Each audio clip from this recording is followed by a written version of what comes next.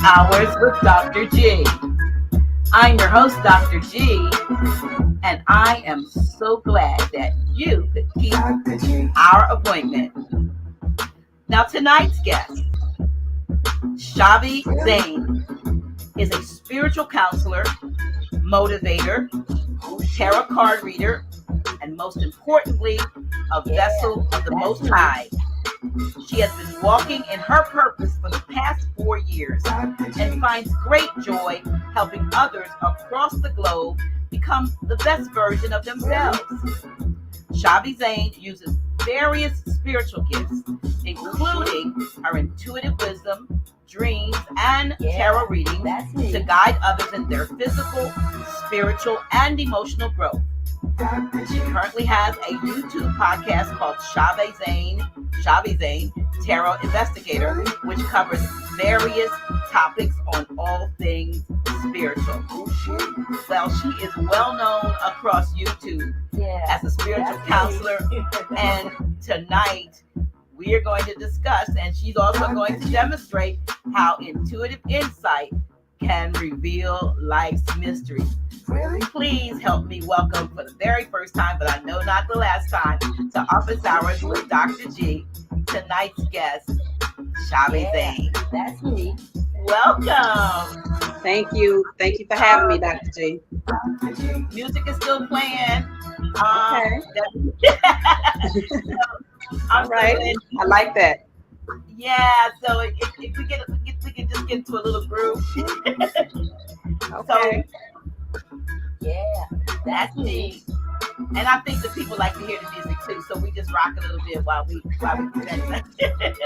How y'all doing? While we're rocking out to the opening intro, why don't you hit that like and that share? And if you have not already done so, please subscribe to my channel. Please, pretty please. But tell somebody that Chhavi Zaine is here on Office Hours with Dr. G, and you don't know what's going to come out of this, because this lady is super intuitive, super psychic, and she knows how to tell you what the cards are saying. So tell somebody now. You got a few minutes to do that. Yeah, right now. Share, y'all. Yes. Wow. Welcome to Office Hours with Dr. G. I am so excited to have you here. I was telling you off camera before we went live how I came across you one day on YouTube, and I don't know exactly what you were saying, but you had your finger to the pulse of what was going on. You were interpreting a dream and telling about, I think it was over for them and what was going to happen going forward. And I was like, woo! And I sat and I listened and I said to myself, got to get her on the show. And so I am so happy to be able to make that happen. And I shared your video, that particular one, with a few people who said, oh, yeah, I've heard of her. So I know that you have a worldwide audience that listens to you, particularly because you have such insight into so many things. So I'm happy again to have you here on the show. Yes, thank you for having me, Dr. G. Yeah, so listen, it says that you have been walking in your purpose for 4 years, but I'm thinking that maybe you knew who you were or the gifts that you had maybe before that. Tell us a little bit before we get into, because I know you're gonna maybe pull some cards and let us know what's going on, but tell us a little bit about you and, did you always know that you had these gifts? I wouldn't say that I've always been aware of having these gifts. They kind of just came in once I became consciously aware of taking a narrow path spiritually. One of the first things that I asked for when I first put up my altar and became consciously aware of taking the spiritual path was wisdom, knowledge, and understanding. And so I knew that there was a lot of things that I did not know that I wanted to know. And at the time, I was more so on the surface of life. I was working as a registered nurse and, more concerned about the regular everyday, living, paying bills and taking care of my household and things of that nature. But the dynamics began to change once I opened up the door to spirituality. And that's when I knew that there was a lot that I was unaware of, especially when it came to the power of the mind and being able to create through your thoughts and manifestations and all of these different things. And so I definitely asked for wisdom, knowledge, and understanding, and it was granted to me. So my gifts were actually awakened. I feel like they were dormant and asleep prior to me coming into this understanding. But no, I definitely did not. I did not know. Of course, I always had my intuition, but I never really had an understanding of that concept either, because I was disconnected from what that really meant. So yes, once I began to awaken to my gifts on a personal scale, just using it for myself, I started to see, okay, I can use my intuitive wisdom to go within, to dive deeper, and to find out where my wounds are, what needs to be healed, what needs to be cleared out, and how I can become the best version of myself. And then from there, once I have risen, I can use that and help others with what's been shown to me through my journey. So I would definitely, my apologies there. So I would definitely say that that is where I began in terms of my spiritual path. Okay. Did you have any, a lot of times, sometimes there are, look, I see you down there. A lot of times there are pivotal things that occur in our lives sometimes, and that cause us to have this awakening, and or something, and and it could be good, bad, or indifferent. For me, of course, it was just, I wasn't even doing anything but sitting somewhere and being the thing happened. Can you pinpoint when your awakening occur, or was it maybe a process that you had to go through, and like you were talking about, I don't know whether you were talking about doing shadow work or any of those things, but was there any like it's like bing, one day I woke up and I just knew what I knew? Yeah, actually,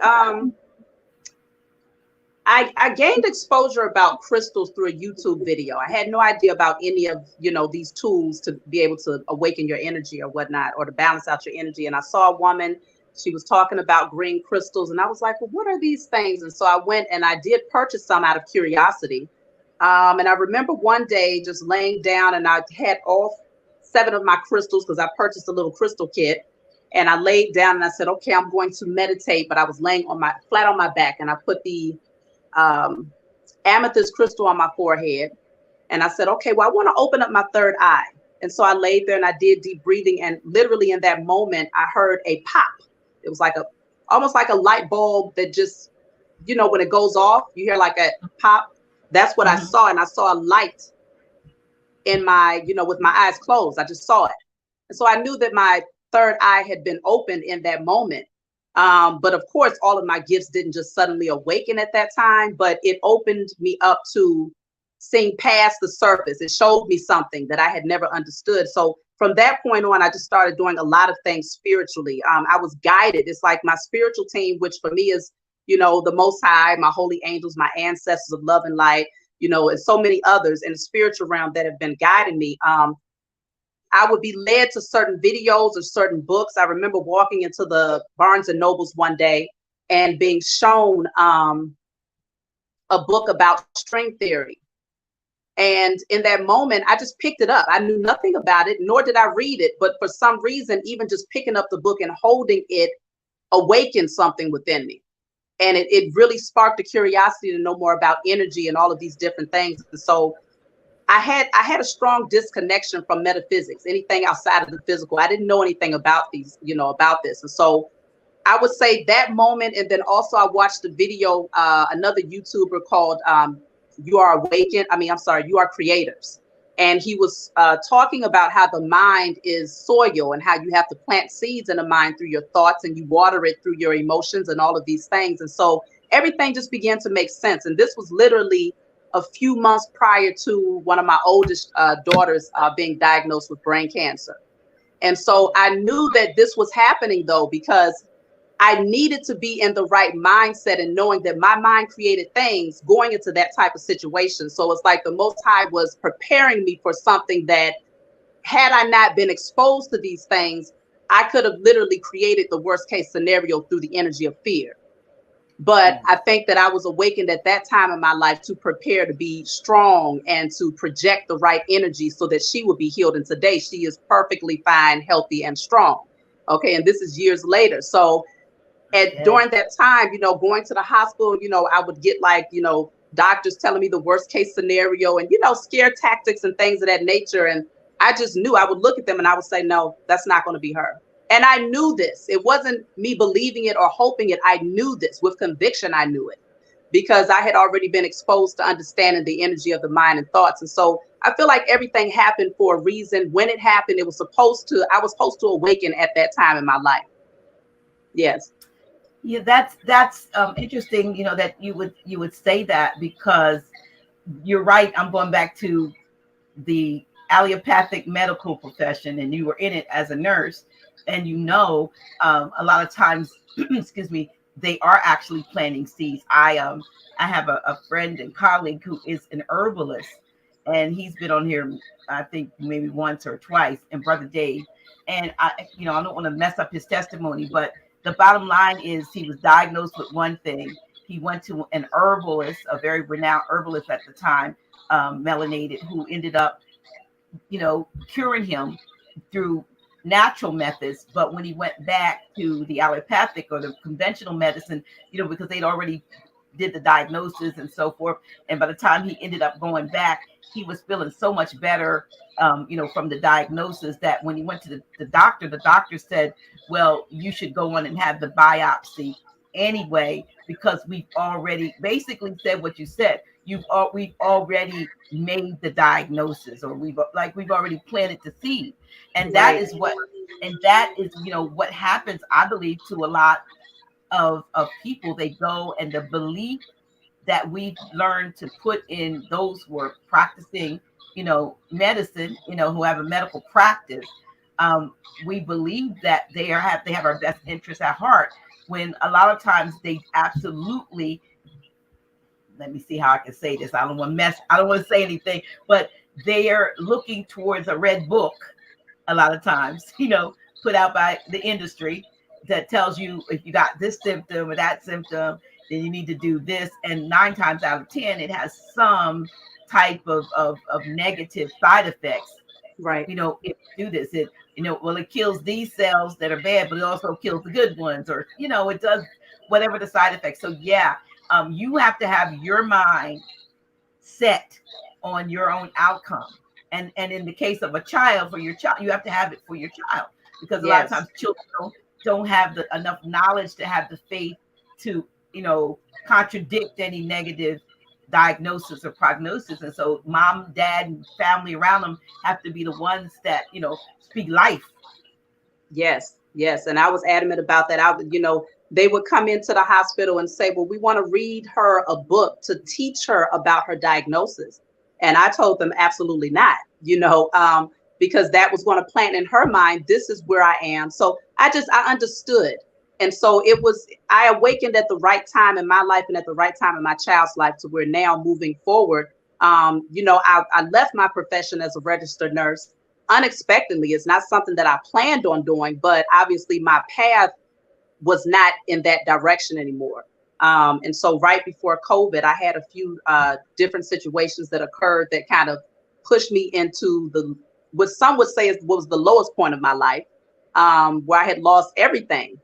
But I was gaining in the process. I lost everything material, but was gaining spiritual wisdom and knowledge and awakening my gifts and all of these things. And so I started practicing my gifts and building my gifts. And I'm here today to be able to say I'm a spiritual counselor, motivator, and I help others to awaken their own spiritual gifts, so that they're not stuck in the matrix, so to speak, not stuck in the belief systems of, society and conditioning, and believing that they can't come out of this situation. So I had to go through it so that I could help guide others through it.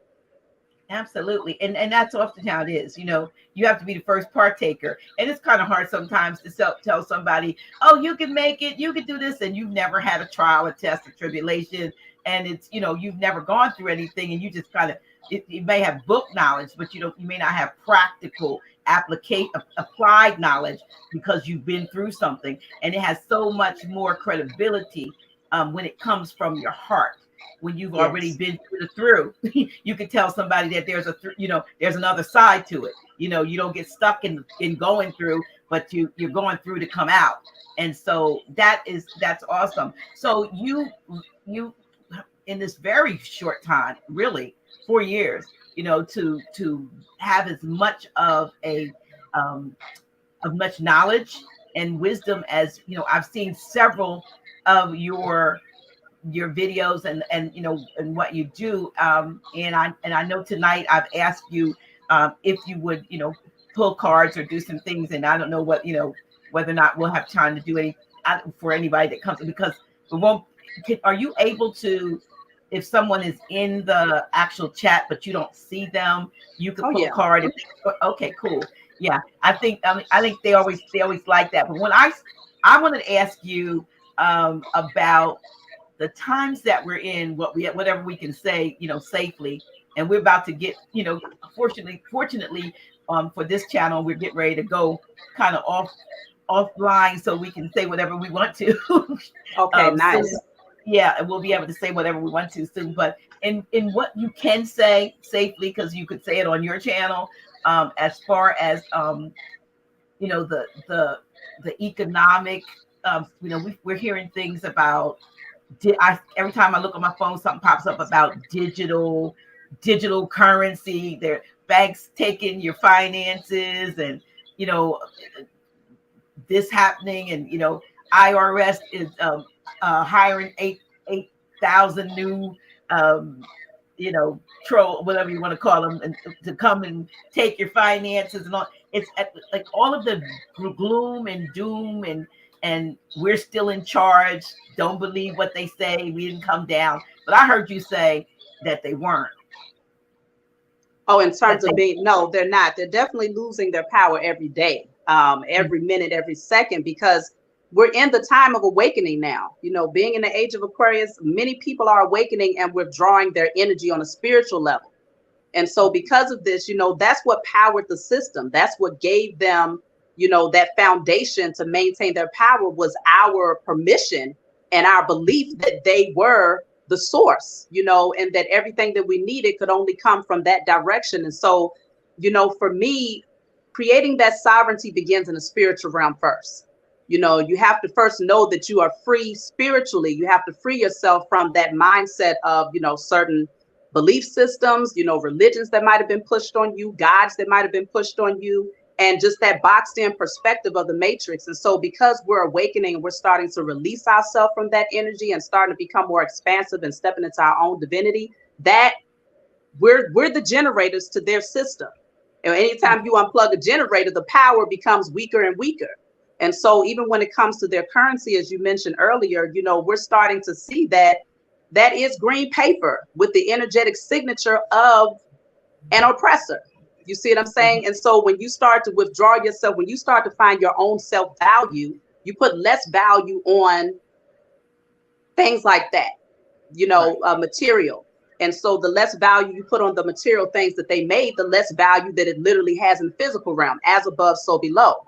So we take that value away in the spiritual realm, and in the physical realm, it loses its value. And so I feel like they will be shifting maybe more into digital currency, because they recognize that the physical currency that they have right now is no longer, it's losing its position in society. And so I do see that shift taking place. But what's always shown to me first is the spiritual nature of what's happening, because I don't really put too much stock in what's going on in the physical unless it's shown to me that I need to pay attention to something. I'm not the type of person that checks into the news, because most of the time they're telling you what they want you to know and what they want you to project out there anyway. And so what I'm always shown is what is happening in the spiritual realm. And so because I'm seeing the spiritual reflection, I know there has to be a physical reflection of that. And so, yes, the beast of the system is now is caving in, it's dying, it's starving. And it is searching to, pull people back in. And so the only way the beast can pull you back in is through fear tactics, and using different things such as, okay, we have a food shortage. So what are we going to do? Put you in survival mode and things of that nature. But the more that we get back to our origin and recognize that we have everything that we need within us, as long as we know this to be true. then the less those tactics are, the less those tactics actually work on us as a group consciousness. So I just feel like we're withdrawing to the point where it's no longer effective. Yes. So that's what I'm seeing when it comes to like the currency specifically. Okay. From a standpoint though of there seems to be an increased attack on certain groups of people, in particular, people like you and myself and our men. We're seeing more and more acts of aggression by those that have been we deem as protectors of the peace. They seemingly these, some call them police, some call them we call them policy enforcers or mercenaries, paid mercenaries, and there seems to be an increase in acts of aggression and towards our people. Do you see that as letting up? The cards do you see anything in the cards about us being able to become more autonomous, or we need to come together as a community and as a broader community? Yes. And as that's happening, do you see them backing off with any of those sorts of tactics, or is this like, when you're going down, the ship's going down, and you want to take as many down with you as you go? Or definitely, yes. Because like I continue to use the analogy of the beast, because that's how I see it. That's how it's been shown to me. And so anytime you have a beast that's starving, it becomes more aggressive. And so that is the physical representation of what's happening in the spiritual realm. And so, yes, there is a strong energy of this happening. We're finding our own peace and our own inner balance. Now, I don't know, did you want me to actually pull the cards on that specific subject? Is that what you were asking me to do? Could you pull the cards on that? Okay, to see why the system is becoming more aggressive against specific groups of people. Yeah, like the melanated people. And our men, mainly our men, but just us. Yes, but I see some things happening with the women too. So it's our people. Yeah. Yes. Raji, go get my pink basket out the closet for me, baby. I have specific cards that I use for the system. I would have been better prepared with those cards, but I should be able to find them when my baby brings them here. But okay. Yeah, it's what they're losing though is the power specifically of the melanated woman. I feel like we're withdrawing our energy more so. Sorry, I apologize for that. That's okay. Okay. We're withdrawing our energy to the point where I feel like we are somewhat awakening, maybe, I don't want to say at a faster rate, but it seems like the feminine energy awakens first. It's kind of what I'm being shown here. Not saying that the masculines are not awakening, but we're withdrawing our energy where they're not feeding off of our gifts to be able to create, because we possess special gifts of creating and having that divine connection to the Most High and all that is spiritual. So with this coming out in the reverse, they can feel us withdrawing our energy from them. And so I feel like it's also because they don't want us to, they want the melanated woman to feel powerless. If you see your man constantly being killed, murdered, beaten down, especially in the public eye, then it creates this energy of fear. And this is where they need us, feeling lack of confidence and feeling powerless and feeling insecure. And so this is really the fear tactic that they're using specifically against us. That is the main objective. And look at this, the magician is right behind that. And so this is the type of, yeah, okay. Yeah. Okay, this is the type of spell work that they're doing against our people, because actually these two cards together it does represent, for me, when I interpret it, spell work and dark magic. Okay. And so they're using this particular energy against us through our vision. When they're televising these murders and they're televising, the wickedness of the system to us is really to target the melanated woman so that we feel powerless and so that we go back into a space of submission, because they know that we are awakening our gifts. The spiritual warriors, I have a lot of, and you've already mentioned you have your group of women. Yes. And I've always mentioned, I see myself as a spiritual warrior, because one of the first things that was shown to me in my awakening was that after doing all of the work to heal myself and my generation, I had to then use that same energy and that same gift that was given to me to help, all of the chosen across the globe, all of the melanated people across the globe. And so I recognized that I had to start directing, breaking those curses and tearing down those contractual agreements and, doing the declaring and decreeing towards the system. I couldn't just use it on a personal scale. I had to, be self, I didn't want to sit in a selfish energy. So I had to project that energy outward to help others. And so they see this, and it's all manipulation. It's energetic manipulation to get you into a space of fear. So, oh my gosh, baby, I apologize. That's okay. Okay. Don't do that, okay? One moment, please. Okay. That's what mommies do. Yes. Do what our babies do. So then you have the justice card here. They want us to get back into this space of relying on the system. That's the main thing. They want you to be in this space of feeling powerless. And so this is why they've been doing this against us, because the justice system, technically there's no justice in it. There's no integrity in it. But they want us to believe that if our men are being beaten down, that we have no protection. And so who do we go to? They want us to direct our energy towards them. They want us to forget that we possess powers and gifts, though. This is what they need. That energy of fear makes you go back and crawling back towards, religious institutions that feed you this, this belief system that says you have to direct all of your power to a different source outside of yourself. You don't have that divine connection that will allow you to awaken your gifts and to, transmute and alchemize energy. So this is what it's all about. So I hope that makes sense for you. I'm just. It does, because in the fact that even the cards show that the divine feminine is awakening or reawakening and we're coming into our own sense of we are the ones that are going to have to make the changes that are going to have to be made. And so with women, and not just with the women are ready, but I'm hearing from sisters all over in different pockets that are forming groups, coalitions, if you will, or sisterhoods to go back to ancient practices of, just not relying on, like I said, for us, the weapons of our warfare are not carnal. We don't need guns and knives. We already had the power on the inside. If we would just put it together as a single mind, a mastermind with a master plan. Got a thing here says thinking of a master plan. That's behind it. We have to come with that mastermind and master plan, and all be on one accord.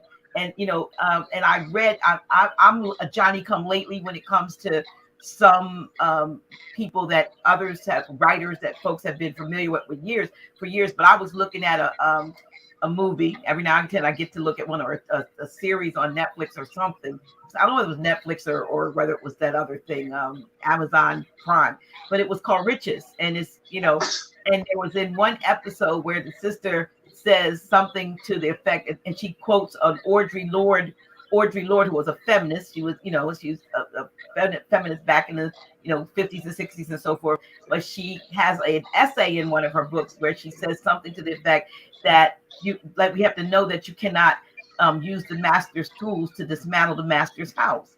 And so that said to me, you're right. We've been trying to take the things they've taught us to dismantle them. You can't use their tools to take, apart what they've built. But what about our tools? What are we working with? What have we suppressed and buried? And it seems that this is like the time for women to come forth and say, yeah, let's join our forces together. Let's put our energies together and our minds together, our hearts together, most of all, because I believe that love is the greatest weapon of mass construction. If we would just love, we'd overcome a whole bunch of stuff. But I think we've been indoctrinated to be indifferent towards each other, and that's why we've not been able maybe to get further. But maybe now, with women coming back into the forefront, because we've been sitting, we've been in the back for a long time, going back to the way it used to be with a matriarchal system, not putting the men in, because we worked together back then, Right. because what's that old saying? Women are from Venus and men are from Mars, or Mars, Right. whatever that is. And so with that warring like spirit, you got a double thing. You got warfare, and most of the time it seems like the aggression is against each other more so than against what is the enemy. They've taught our brothers, our fathers, our sons to be aggressive against each other rather than the real enemy. That's right. Yes, and I mean it's being pushed even further because I recently went to go see the Black Panther, the new one. And so you saw that in that movie too. It's been kind of played out where it's like, okay, we kind of war against, the Hispanic versus the melanated people, and then the enemy the oppressor sits back eating popcorn, watching the whole show play out, Right. And so right. it is being pushed in many different ways to kind of keep that in our mindset. We war up against one another. We take out all of that indignation, that anger towards one another because we don't project it towards the right ones that really deserve to receive that energy. And so, yes, I do see us coming back together and the feminine energy awakening our gifts again. And when you speak on love, that's why, for me personally, going through the healing process is so important, because you can't project the energy of love until you can actually put that towards yourself, and so that's why diving deeper, doing a childhood healing, inner child healing, and past life healing, and generational, your lineage, and all of these things is so important to clear that energy on a personal scale before you can actually step into that spiritual warrior mode. Because at that point, you have a lot of force behind you, that energy of love, that power, that inner strength, and you have that knowing. You recognize the power that you possess, and you have no doubt that what you're doing is going to be successful. So I had to do my own personal healing work before I came into a space of saying I could do any type of spiritual warrior work against the powers that were.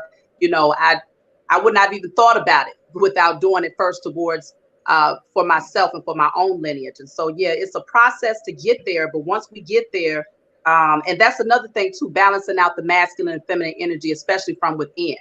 We have to first have that internal balance of our own masculine and feminine before we can come together as male and female to like merge and bring our powers together to work, to work against the enemy. And so, yeah, I definitely agree 100% with everything, that you're saying.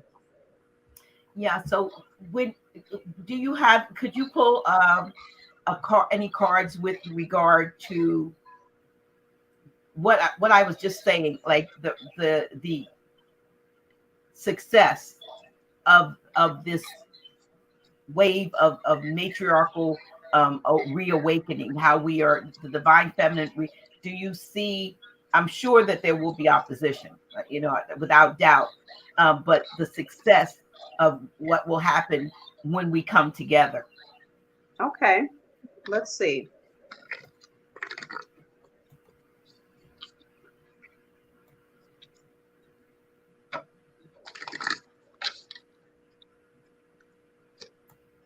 So what I have coming out first is the Eight of Swords in a reverse. This is coming out of that energy of feeling like there's nothing you can do about your circumstance. In the upright, that is the illusion that you are, that your hands are tied. But with this coming out in the reverse, is definitely showing me that we see things, we see past the illusion, we see the power that we truly possess, and we come out of that energy of feeling imprisoned. The Chariot is in the reverse. And so I do feel that, for this card, it is showing that yin and yang energy, the black and white, masculine and feminine energy. There's still something off balance about us stepping into, our positions as the feminine energy. And it could be maybe an opposition from the masculine. Maybe, they might not be so ready mentally to, experience that awakening. So because even at the bottom of the deck, I have the Lovers in the reverse. There's something off balance here about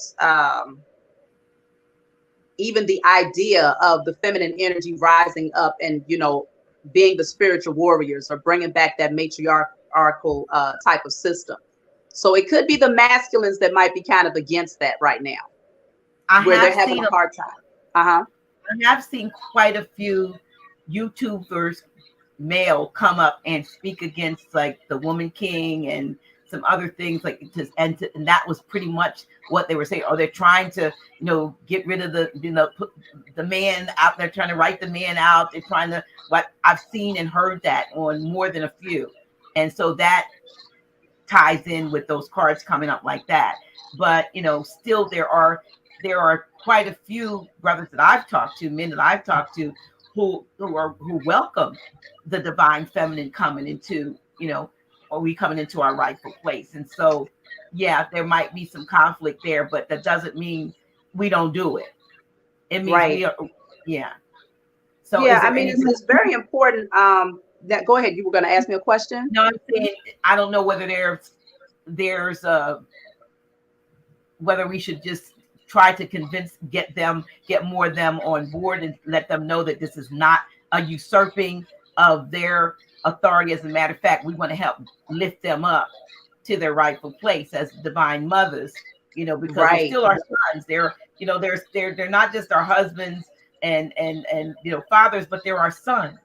And so we always want the best. So if, I think, is it bringing back the historical past that there was a time when the divine feminine kind of held everything together and we worked together with the divine masculine in a team coexisting as opposed to opposition, uncovering that historical truth. Do you think that's what might need to happen?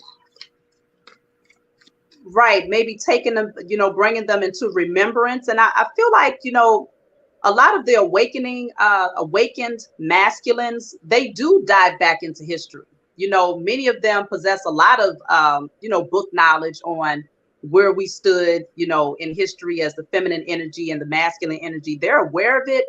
The question is acceptance. Can they accept it? And so I just, with the Nine of Pentacles coming out in the reverse, I feel like we have a lot of cards coming out in the reverse when it comes to this particular subject. And it's because the perception of what's right versus wrong is kind of skewed at this point. It's because of the conditioning. So it's just, I feel like it's a matter of getting back to, flipping it back around, because the enemy is going to show you everything backwards. And so I feel like it's been kind of internalized and, they've absorbed it from one generation to the next, to the point where at this point it's kind of difficult, especially because the Nine of Pentacles in reverse can deal with like codependency. It can deal with financial strife, hardship. And so it feels like the masculines have been stripped so much of their power, even when it comes to material wealth and abundance in a lot of ways, that it's hard for them to embrace the feminine energy having that much power when so much has been taken from them. You see what I'm saying? Mm-hmm. So I feel like it will take, like you mentioned, the mother, it's going to take a certain amount of nurturing. And that's why that loving energy is so important. And that's why I've done videos about the divine feminine coming together collectively to heal the divine masculine with our spiritual gifts, projecting that energy out there. I destroy and I release all past pain, heartbreak, survival mode energy, all of these things off of the divine masculine, and then lighting a candle, a green candle, and writing on there, the divine masculine is healed. He is empowered. He is strengthened, not just towards your own personal masculine, but towards all masculine, so we can balance out the energy. And so I feel like it's going to take a certain amount of spiritual work that has to be done first before we come forward and, just in this. Because I think Woman King was just too straightforward and direct, like too bold and in your face type of energy. I haven't seen the movie yet, but I can only imagine that maybe for the masculines is not ready for that. It could just be, it's like it's too strong and it's projecting this energy that says, well, you're not strong enough. In the back of their mind, that's what they're feeling. It's like, and maybe it's because with all of the things that we've gone through as a community, the melanated man has not been in a position to really stand up and protect the woman in a lot of situations. Not saying that they haven't, but for the most part, the enemy hasn't given them that, he's stripped the authority away from them and put the belief system in their mind that they can't protect us or they would lose their lives. And so it's almost like this energy of, okay, so we go from not being able to protect you to now all of a sudden you all are the protectors. What do you mean? You know, it's hard to accept that type of that concept. But I do feel like it's going to take some time, but I feel like that's why we have to do the work in the spiritual realm first, as above, so below. So the more work we do as a feminine energy in the spiritual realm to balance out the energy, not just for ourselves, but for them as well, then that's when they start to awaken and they start to, you know, accept the changes that are happening. Yeah, that's good. That's really good. Oh, and this is what just came out, the Emperor. So that's you know, this is when the masculine step into their power. And this is, I was actually thinking about the game of chess earlier when we were speaking on this. And so it's like they start to understand their role in the game of life. You know, I know that the queen, I haven't played chess in so long, but there was a message that was brought to me months and months back about the game of chess and how the enemy is using that tactic, specifically the game of chess, to, you know, play their hand against us. And so the queen is generally protected and she rides with the bishop in the chess game, and the bishop deals with the religious structure or the spiritual belief systems. I was going to say, because for the divine feminine, or for women in general, most who make up the congregation of the church are the feminine. You got men, you know, in leadership as pastors and ministers, but for the most part, it is the women looking, like you said, to that religious structure. And even in this case, I'm seeing a lot of sisters who are breaking from that, and they're older. They're more, you know, like you would think the older you get, the more you might like, maybe I might want to put my beliefs back intact because I don't know how much, but they're like standing up and saying, no, you know, I see past the deception and the fraud, and there's something higher. There's something that I have going on in me that's going to make this, you know, that's going to be my salvation, so to speak. Right. Yes, I definitely see that, because we're the ones that, you know, just like most people on the surface understand that the feminine energy usually has the strongest intuition. And that's because we usually are more, it's like we're designed to have more of that spiritual connection. And so even when it comes to the game of chess, like I was speaking about here, we have that connection to the spiritual realm. And so we have a stronger advantage when we're able to see things from a higher perspective and do the, you know, play the game from a higher vantage point, you know, seeing it from a higher perspective. And so we can see, we have the gift of seeing when we offload and, you know, remove the veil. And once we can see what's happening in the spiritual realm, then that's when we step into our power and we shift the energy there. And then everything begins to change in the physical. And so I do feel that the masculine will come into a space where they'll begin to embrace our position, and they'll be, you know, they'll play their role as we play our role. And even in this card, he has the Ankh here on his arm, you know, which does represent the masculine and feminine energy. And so I feel like we're moving into that space, but it's just going to take us some time to get there as far as balancing out the energy between the two. But we are going to get there, and it will be very empowering. Yeah, I just right now, you know, with the Five of Swords in the reverse, it's like that energy of fighting one another, you know, trying to one up one another. And so the moment we come out of this, but it's in the reverse, so that's good. You come out of that energy of being in competition with one another, then you start to embrace what each person has to bring to the table. And so that's definitely what I'm seeing here. Did you have any other questions in regards to that particular subject?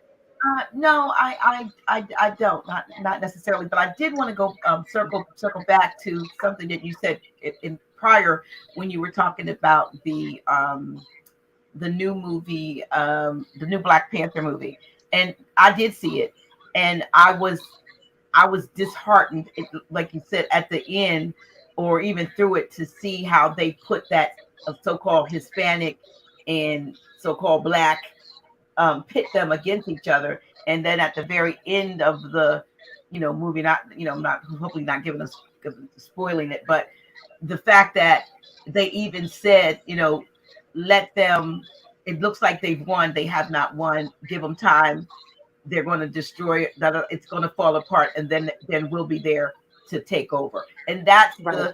That's the narrative that is being played out, you know, even down to, you know, the what is he? I don't want to call him the president, but that guy. He said Right. when they came together some months, after his election, and our folks were going like, "What about us now that we got you in?" And he was basically like, "You got to worry about it's more of those than you." And I'm not, Yes. that's basically what he said. Thanks for Yes. your vote, but it's more them than there are you. That you need to worry about them. And so you Right. see that theme in that movie, and so I was very disappointed in that, seeing that. Yeah, I mean, it definitely, I went in with the expectation that, okay, whatever spiritual uploads I need to receive from this movie, I'll receive them. And I did see a few things, but that part was disheartening to see. And then, even towards the end, I don't know, the Hispanic leader, I don't know what his name was in the movie, With but the wings on his ankles, yeah. right, That's his wife or his feminine counterpart, she did not want to see him join forces with the Black Panthers in the movie. And so he said, he pretty I much will made go with you.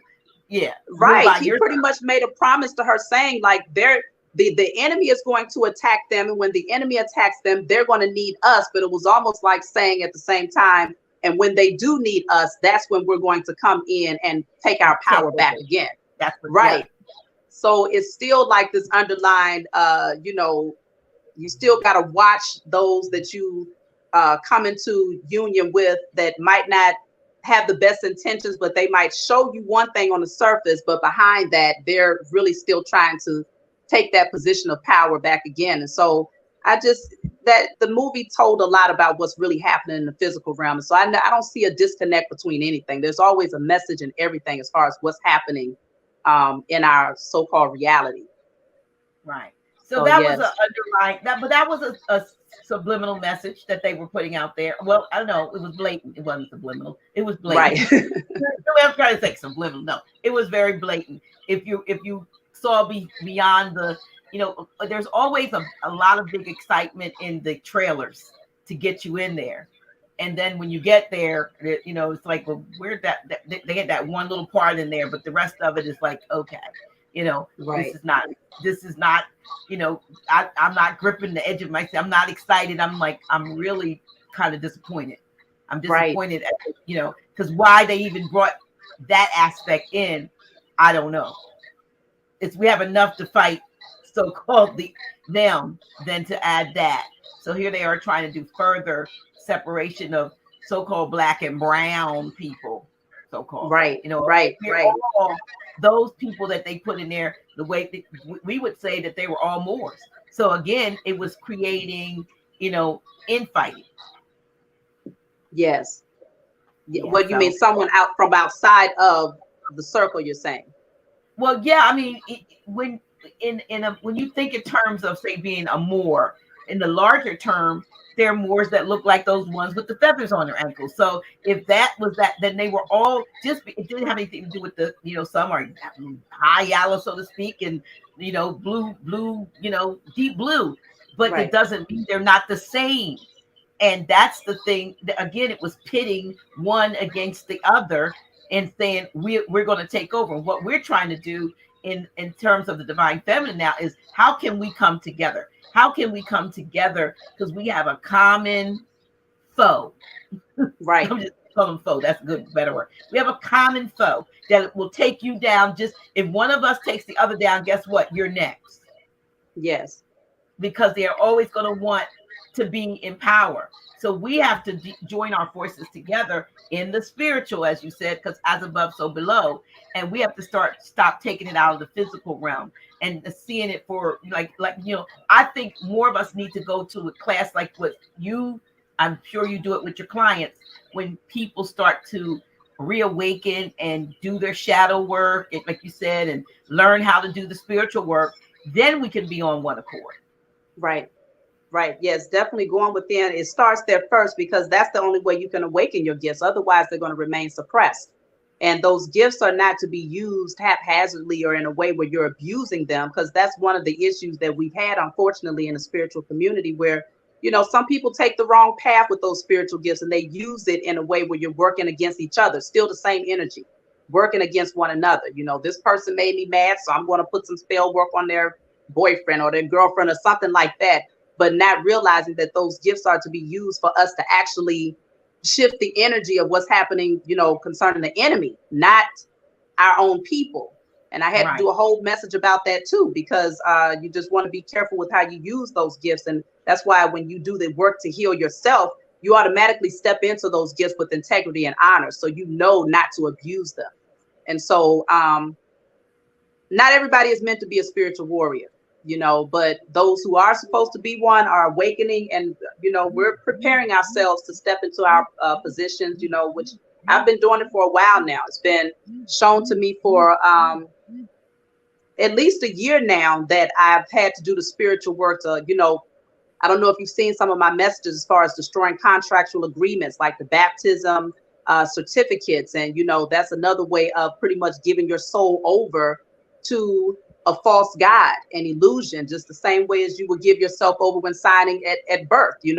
That's the spiritual reflection of that. The baptism is connected to all of these things. And then the birth certificate and the social security, you already know, because you believe in the sovereignty and removing yourself from the system. And so, I too believe in pulling yourself away from the system. But if you have not created your sovereignty in the spiritual realm first, then it's not balanced. You still haven't fully stepped into your power. And so for me, my position is to show people how to gain their sovereignty in the spiritual realm. And then you have others who are here to show people how to gain their sovereignty in the physical realm. And so we're balancing the energy out, but all of it is just as important. We all have really divine purposes, and we have to awaken those gifts so that we can know what that looks like for us. Absolutely. Absolutely. I have my original birth certificate, and it's a big 8.5, I guess, maybe by 11 or 8 by 10. It's very old paper. Okay. And I have it in front, but it has my mother's thumbprint, but it has my footprints on it. And now that I know what I know, I guess that was back then, 1955. I was signing my own self away. They used my feet as that don't look like that by a long shot anymore, but that was my signature. That was my autograph. It was my footprint. And yes. It's on, it's so we didn't know what we were doing back then, nor did our parents. Once they started it, they didn't know that they were signing the child away, or signing away rights to their child or so forth. And then, until now, what we're seeing is folks that are going in, if they have to, having their babies, and then refusing to sign the birth certificate. They're literally coming after people who don't sign. Trying to take their children and things of that nature. Trying to take their children away. Yes. I mean, they're becoming more aggressive because they realize that there's going to be, just like with those who are becoming doulas. They're wanting to work against those people who would rather have a doula at home to help them give birth to their children. And so they're seeing that we are disconnecting. We're pulling away because too many melanated women are dying in the hospital giving birth. I almost died giving birth to my last child. You see what I'm saying? And so it's happening too frequently. I've seen many young mothers laid on their backs in a coma, in their 20s, and their grandparents, the mothers of these young women, bringing the babies and laying them on the mother's chest. And they're in their 20s laying up in a nursing home. And that's where they're going to be for the rest of their lives. And so it's like the system is set up for failure when it comes to our people. And of course, the DCFS, or whatever you want to call it, Child Protective Services, they have all of them. The whole system is rigged. The school systems, the teachers, everybody is mandated reporters. And so it's like it's hard to get around the system when you're still very much so a part of it. They have it set up so that it's a trap everywhere you go. You look this way, you look that way. There's always someone there just watching and monitoring and waiting for you to get out of line, or to even seem like you're stepping outside of the box. And so in that regard, yes, they come after us, when you don't decide to put your name on the dotted line. And I wish I would have known then, when I was having my children, what I know now, but I had no idea. Now, what I did pull away from was doing like certain, the mandated I call them miniature swords. You know what I'm talking about. So I stopped doing those. And, now I'm currently homeschooling 5 of my children, so I do that. But it's so many different areas where it's like they have it set up so that you almost feel like you can't come out. And that's why that card, the 8 of Swords, came out, feeling trapped and feeling like you're bound and you can't, you have no power. You have no power of your situation. But once you start to awaken, and when you begin to recognize the power that you have in the spiritual realm, there's nothing that man can show you in the physical that you feel like you can't overcome. It's like you just step into this warrior mode, and it's like, okay, I wish you would. I wish you would try to tell me that I'm not the captain of this ship. You don't run or control any facet of what's happening in this household or in my life. And so that's when you start to project that, right, that powerful energy. And that's what these people are afraid of. And that's what they're trying to prevent. And so, yes, they come in with this aggressive energy now with, a lot of these things that's happening to, the melanated man, and it's being being put out in public through these videos and things of that nature, because that's just, they're wanting to put us back to sleep through the energy of fear, because they know that once you awaken to the power that you possess within, there's nothing that they can show you that's going to put you back to sleep or tell you that you're not strong enough to overcome their agenda. Absolutely. Yeah. So, there's a lot. Again, I'm going to keep reiterating what you said about the self-work that has to be done, the personal work. And that's probably where the major disconnect, as I'm sitting here thinking and, listening to you, like a lot of times we want to save the world, but we haven't even, or fix the world, and we haven't fixed ourselves. Yes. You know what I mean? We have a lot of personal work and housekeeping, and if you say internal, that needs to be addressed. And yet we have this keen eye to really be able to pinpoint somebody else's shortcomings or their failures. And perhaps, like I said, if we are reflections of each other, then if you see a lot of negative in somebody else, that's probably a reflection of what you see in yourself. Absolutely. I believe that everyone that we have an encounter with is a mirror reflection of, especially if it's a negative encounter, they're a mirror reflection of a wound that's been suppressed and hidden. And they only come in and they cause all of these traumas and, this chaotic energy in your life, because it's to remind you, hey, they're inflicting pain, and you recognize this pain. This pain feels all too familiar, right? Do you see it?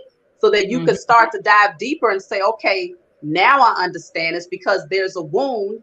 You might have someone that dealt with something, maybe abandonment from a father figure, or a father figure that misused or abused their mother. Then you're attracting someone to you who's abusing you in a relationship, or you have the same cycle, the same pattern of people that you attract, and you don't understand why they keep re-inflicting that same type of pain. It's only to show you and to remind you of the deeper wound that you have that hasn't been addressed, going back to childhood, dealing with your father. So, and even past life energy, I believe that people in this lifetime come to be a mirror reflection of things that we might have projected in a past life that we need to correct in this lifetime. And so it goes deeper, but it's a matter of how deep can you see? Are your spiritual eyes closed to where you don't get the lesson? So yes, lay down, baby. Get in the bed. Oh, I'm sorry, my baby turned the light off again. My goodness. Okay. All right, there we go. Okay. Yes. Yeah. So that's even folks that don't even believe that way, that there's indoctrination, especially that religious indoctrination. They don't believe in past lives. They believe in one and done. They don't. I've done work as far as doing meditation and Reiki, and literally picked up on past lives of people in the circle, while just by lightly touching them. And then when we come out of it, and we kind of talk about what the experience was for the one who was giving the Reiki and the one that was receiving, it's almost identical. They had the same experience. Or I had a situation where these were modern Europeans, or Albions as we would call them, and I'd never seen them before. And I'm getting that these two women were like mother and daughter in a past life, but they were reversed. In this life, they were daughter and mother. And Right. so I'm asking the question about this, what I'm seeing and what happened to him. And I asked the daughter in this life, do you ever feel like you're her mother? And or does she treat you like you're her mother? And the woman says, "Oh my God, yes!" And she was upset because her mother apparently didn't act. She couldn't come to her mother the way she felt she could because her mother was always leaning on her as if she was. I said, that's because in your past life you were her mother Right. and she was your daughter, and they still had that dynamic. And she felt like her mother was sort of a failure as being a mother because but her mother was still looking at her as her daughter, as being her mother. Yes. Still trying to So, get the mothering that she probably didn't get in the past life. Yeah. absolutely, absolutely. And I'm sure that happens in a lot of situations now, but unless somebody like yourself who has the gift or the skill to be able to intuit or I don't know whether you do past life regressions or anything like that, but whatever you do to get to that, they might never be healed in this lifetime. And so I think the key is to get as much work done each lifetime so that you don't have to repeat. It's like repeating a grade. Right. To jump off, I call it the negative karmic cycle or the negative karmic wheel. So for me, I wouldn't necessarily call it past life regression, but I do have a way of tapping into the characteristics and the energy, the personality traits that was being projected in the past life. And what I find is people will say, well, in this lifetime, I'm completely opposite, but so opposite that it's working against me. So let's just say in a past life, you might have been very cold and you wouldn't let anyone in. You was very, you used your intellect as the forefront of your personality, but you hid every other aspect of your emotions. Then in this lifetime they'll say, no, I'm over giving, I'm too nurturing, and people misuse and abuse me for that. Was because in this lifetime you're trying to compensate for what you didn't do in the past lifetime, but you're leaning too far into that energy of giving. You're being passive now, and so then you end up creating a different type of karma for yourself, because now you're attracting narcissists that misuse and abuse you. And so it's a matter of finding that balance so that you can rise out of that negative past life energy into your higher self, which is moving from the south to the north node type of energy. So I do find that even in relationships, people end up attracting partners who are the opposite. So like if you have a partner that's mistreating you in this lifetime, you more than likely mistreated them in the past life. And so they come Mm-hmm. in to project that energy just to show you. So it's really interesting. The deeper that you dive is it goes pretty deep. So when you find this to be the case with a client, how do you go about helping them? And I don't need the specifics per se, but what are the various processes that they have to go through to um, adjust that in their life so that they, if, like you said, they might be leaning too far to the left or the right in this life. How do you get them back to center so that they don't have that conflict? I find that just when we do the past life readings, just the knowledge of being able to see who they used to be versus who they are now, some part of that begins to bring them back centered again, because they start to recognize like, oh, now I see that I've been doing it this way, and okay, I was doing it wrong at that time. So then they start to understand how to bring that balance back, because they recognize that both sides, both ends is off balance. And so then I'll pull cards and I'll see, okay, well, what can you do to balance out the energy? What do you need to do that's the opposite effect of what you've been doing? Some things you don't have to pull the cards on. So like if you're someone that's over giving or too nurturing, then it's showing me, okay, you're leaning too far into your feminine energy. So now you want to start practicing establishing healthy boundaries for yourself, speaking up for yourself, and not, if you're not receiving a reciprocal energy back from that person, then okay, it's time for me to pull back a little bit. Don't overgive of yourself. And so these are like things, it's like more so common sense, but sometimes I have to show them what chakras are blocked. At that point, it might show that there is a blockage with the root chakra specifically. They might be dealing with some fears, survival mode energy.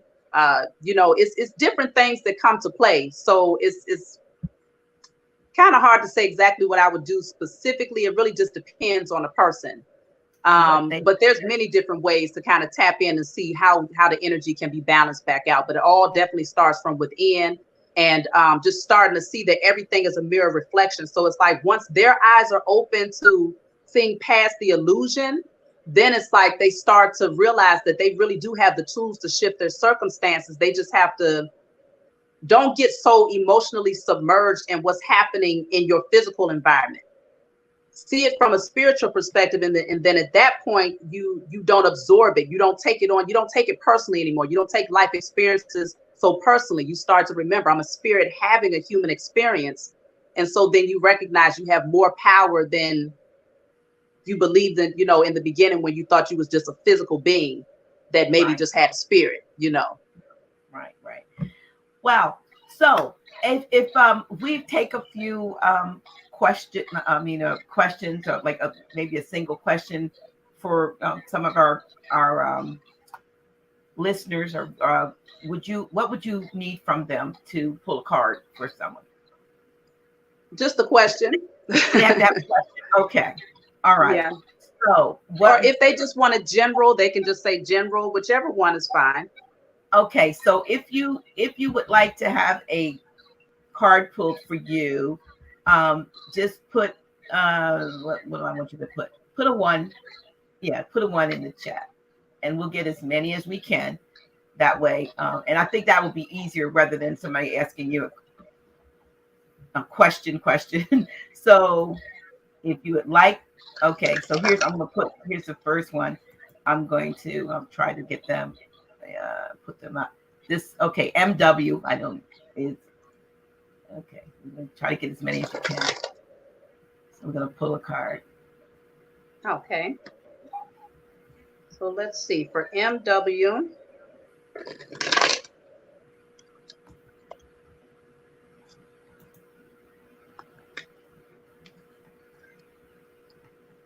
So I'm just going to pull a random card from the deck here.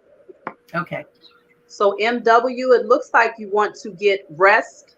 You want to focus on resting and rejuvenating yourself, getting your balance back, getting grounded again, focusing on working on your root chakra is important right now. I feel like if you feel like things are kind of stagnant, or it's not moving fast, or you feel like there's some postponement, it's only because this is your time of rejuvenating your energy and getting back balanced again internally. And so this is not the time to be overly focused on doing, but more so just centering yourself and finding that peace and balance again. So be comfortable with any energy that feels slow right now and use it to your advantage to heal and to rest. Okay. Let me see. Is that okay? Here we go. Medusa. Medusa is next. Okay, let's see.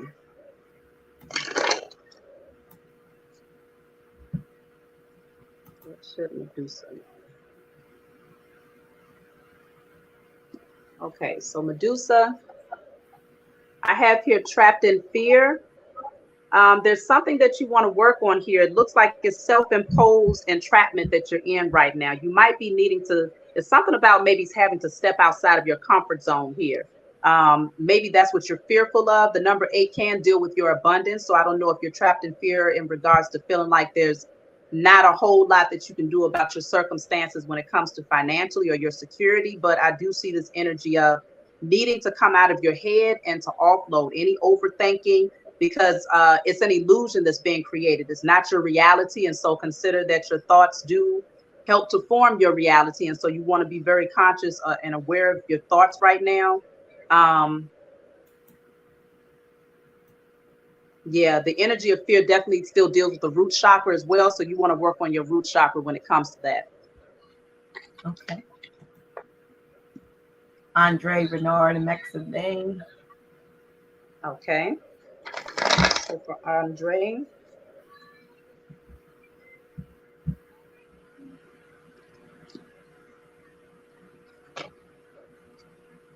All right, Andre.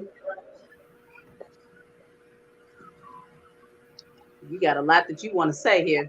So you have here, your dreams need a practical plan. This is a full moon in Taurus energy. So maybe something that you're wanting to create right now, you might not be able to see it because this card was in the reverse. So it could indicate that maybe you're putting too much emphasis on trying to create something in the physical, but you haven't quite created it in your mind's eye just yet. So it feels like you want to reverse it and start to see the vision, create the vision in your mind, and then start to implement the practical things in order to make it happen in the physical. That's what I'm seeing for you. Definitely seeing it in your mind's eye and then creating it. You need a practical plan though. So if you feel like you don't know what you want to do, then you're being called to allow yourself to go within, listen to your intuition. It could be also that you might want to work on your sacral chakra too and your third eye chakra. I feel like both of those are standing out to me. So that's what I'm seeing for Andre. Okay, next one is Leslie Fuller. Leslie.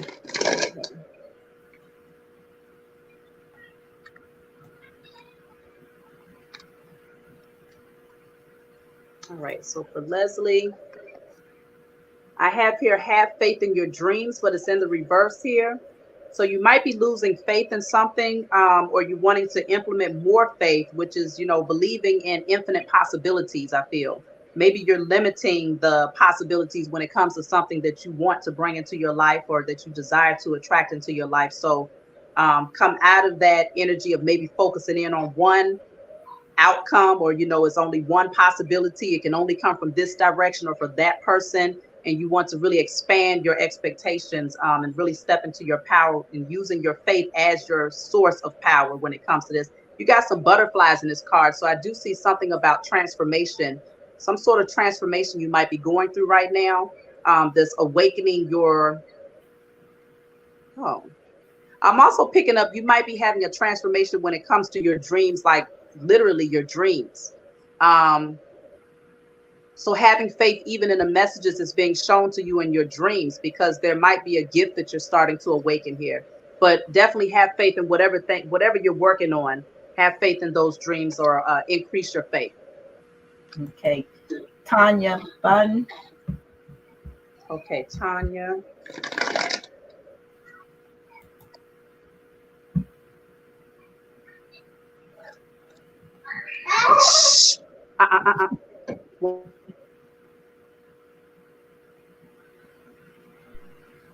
Okay, sorry about that. So for Tanya, okay, I have here moving on, but it's in the reverse. So maybe you're considering moving on, whether this might be a relationship or whatever this is something about going back.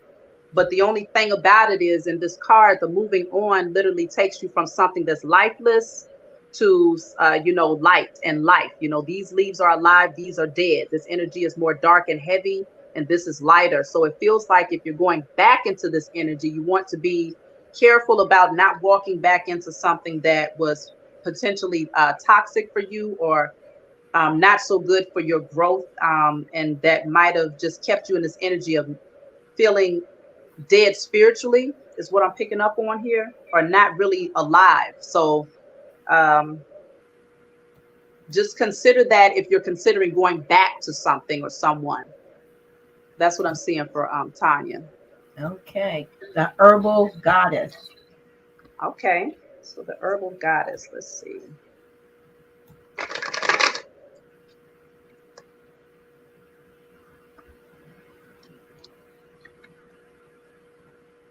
Okay, so for the Herbal Goddess, I have hope here. So that's beautiful. It looks like this is the star card. So something that you might have been hoping for, or, this is like the wish fulfillment card. It's in your hands. Whatever it is, that light is in your hands. You have the power in your hands. And so something good is coming towards you, possibly specifically concerning your abundance with the number 8 here, 17, breaking down to an 8.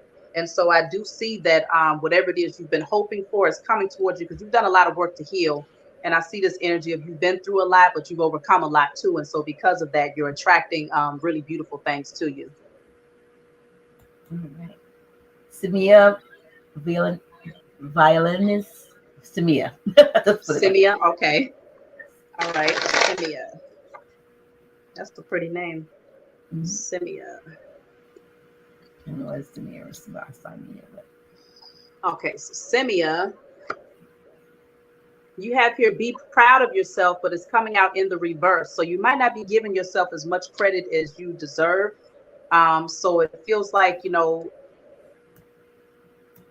not really seeking validation from others, but giving those accolades and that praise to yourself is really important right now. Maybe it's time for you to stop and take a look at where you've come from, and where you are today, and to be proud of the achievements that you've made at this point in your life. And yeah, because this is Taurus energy. It could be dealing with your security of those things that you built in the physical. But I feel like there's a strong energy of needing to really give yourself the praise that you deserve, and maybe not being so critical of yourself. Be proud of yourself. Don't judge yourself, and try not to expect others to be the ones to validate your success. You validate it for yourself just by seeing where you came from to where you are now, because you know the work that you put in. So be proud of that work and take the time out to, relish in it for a while. That's what I'm seeing here for you. Heather Jeter. Heather.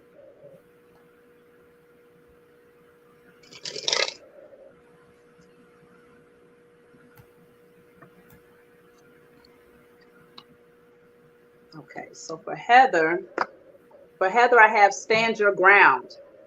So you might need to stand up for yourself right now. This is all about, establishing those healthy boundaries for yourself. You might have some people that's in opposition to where you're headed, but I do see you have an advantage being in, from this like the Seven of Wands. So you do have an advantage over those people that's trying to work up against you, because you stand, higher in your position. And so I feel like you definitely want to maintain that protection for yourself, but maintain those healthy boundaries at the same time. Stand your ground and know that you're going to continue to rise here.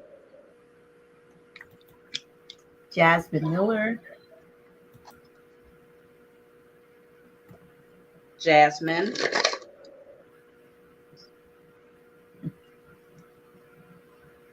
Okay. So let's see. For Jasmine, know your worth. Know your worth. It's coming out in a reverse, so it does show that maybe there's, recognizing who you are, recognizing your own value. And let's just say, because I'm getting a lot of Taurus energy tonight, it's coming out strong. If you're working on something, let's say you started your own business, or that's something that you're desiring to do, don't let people talk you down or diminish. You know your value, you know what you bring to the table, and so establish that and stand on it. And people will respect you for that. So know your worth, and not just that area of your life, but in all areas of your life. Here's what I'm saying. Memory. Okay.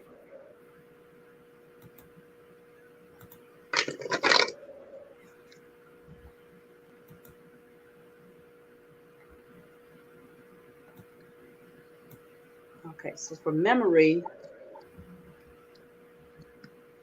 your cards are sticking. Let me see.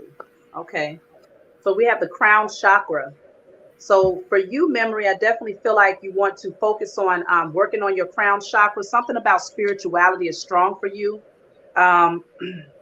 It feels like there could be certain things that you want to awaken spiritually. You might be going through some form of a spiritual awakening, where you might be evolving higher in your spiritual wisdom. Maybe there's certain spiritual uploads. That's what I like to call them, that's coming in here. So continue to do the spiritual work so that you can receive these messages that's coming through. I don't know. I want to pull an extra one for memory just to see what that means for her. Patience is in a reverse. So it could be that maybe you're running impatient when it comes to awakening your spiritual gifts, but they are growing here. They are growing. If you can see that the seed starts off in the spiritual realm, and then it begins to grow in the physical. And so it's just put in the spiritual work, and you will see the physical manifestation, in due time and divine timing, with the number 5 here. So that's what I'm seeing for memory. Denyatta. I believe. Okay.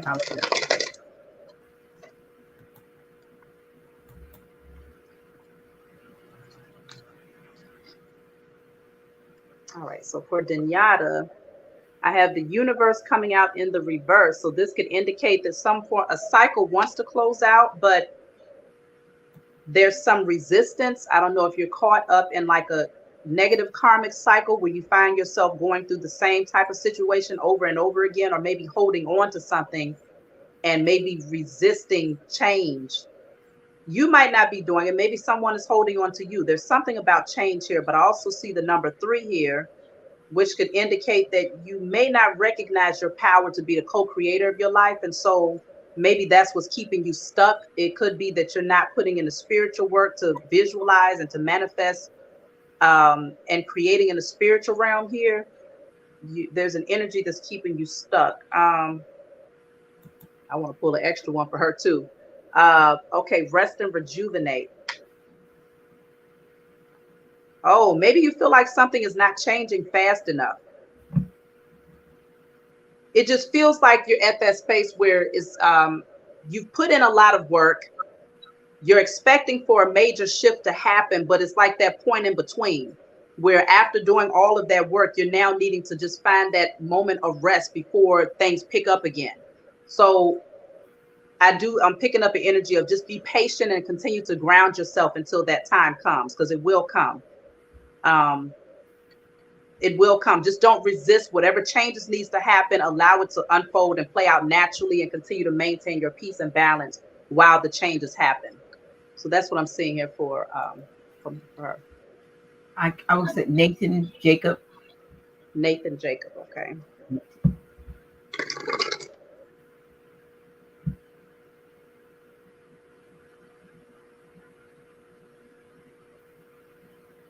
Okay, so for Nathan, I have here reward and recognition in the reverse. Maybe you're feeling like you're not being recognized for some sort of work that you put in, or some sort of seeds that you planted here. Maybe you could also be feeling not so successful or confident. Let me see. Yeah. Be bold and make the first move is in the reverse. So you're needing to take the initiative towards something here. And at that point, you'll get the recognition and the reward that you desire. But it feels like you're going to have to step out of your comfort zone to do something. Being bold and making a first move would deal with solar plexus energy. And so your courage and your confidence is very important right now. So work on your solar plexus. Michael Johnson. Okay.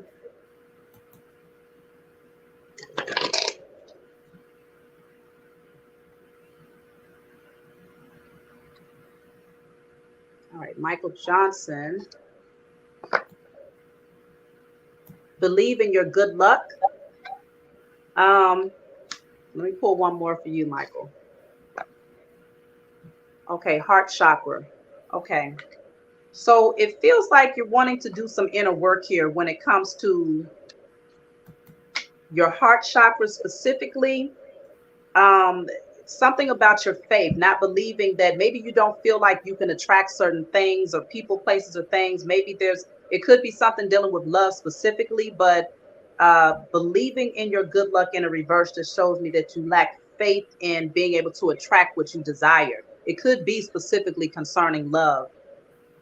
So I feel like there's definitely work that you want to do on your heart chakra at this time, so that you're confident that the energy that you're projecting, you're going to attract based on what you're putting out there. So it could be that you might not believe that you can attract certain things because there's a blockage to your heart chakra. And so you might not be projecting the best energy. And so you might not anticipate the best outcome. That's just what I'm picking up for you. Okay. Oh, nope, that's wrong thing. Let me get to it. Okay, here we go. Nagam Bay. I can't say. Okay. Nagam. Nagam. Oh, okay. Nagam. Let's see. And I apologize if I'm butchering some of your appellations.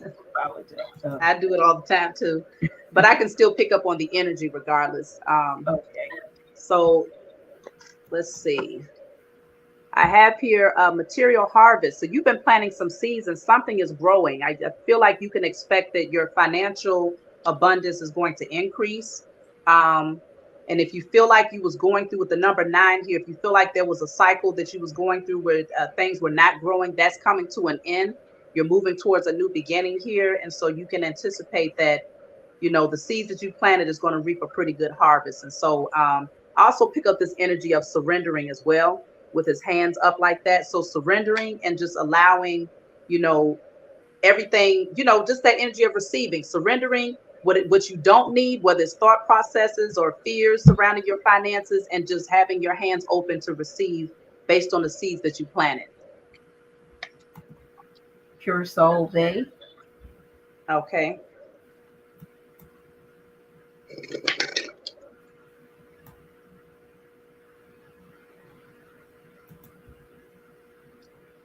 Okay, so for Pure Soul, I have here be bold and make the first move, coming out in the reverse. So there's something that you need to do here. Let me just see if I can clarify, what is this? Be bold and make the first move towards what?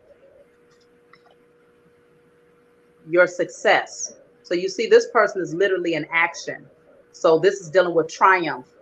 So there's something that you want to make the first move towards. I mean, he's waving a red flag, so it could be something concerning your security.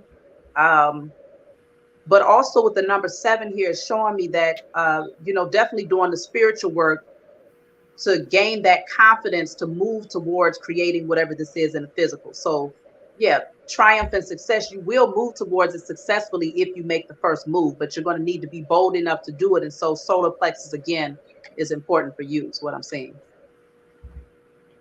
Okay. Ace. Did I click here? Okay. There we go. No? Did it come up? Okay. Ace. Ace. Yeah. Ace. Ace Griffin Bay. I'm sorry. Okay. Ace.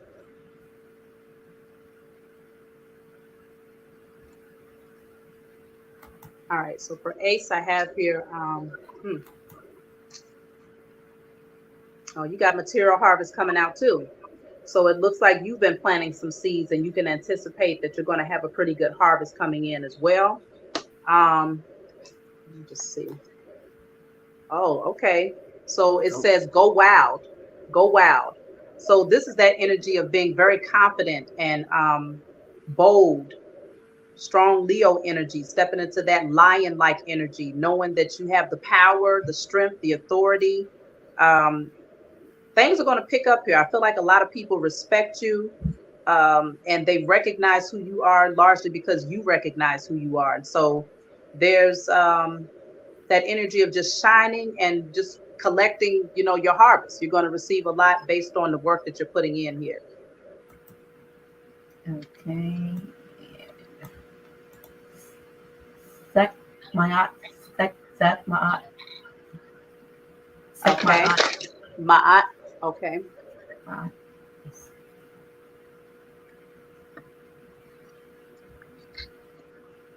All right. So for Ma'at, oh, 2 cards came out at the same. Wow, both of them are chakra cards in the reverse. That's interesting.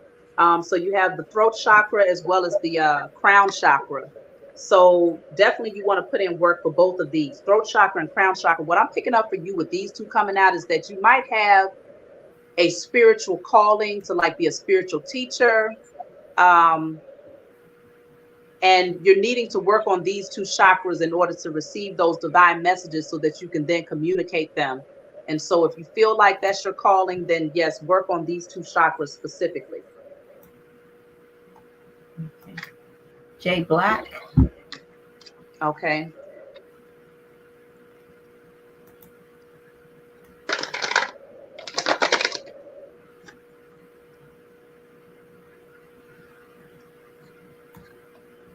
All right, so for J Black,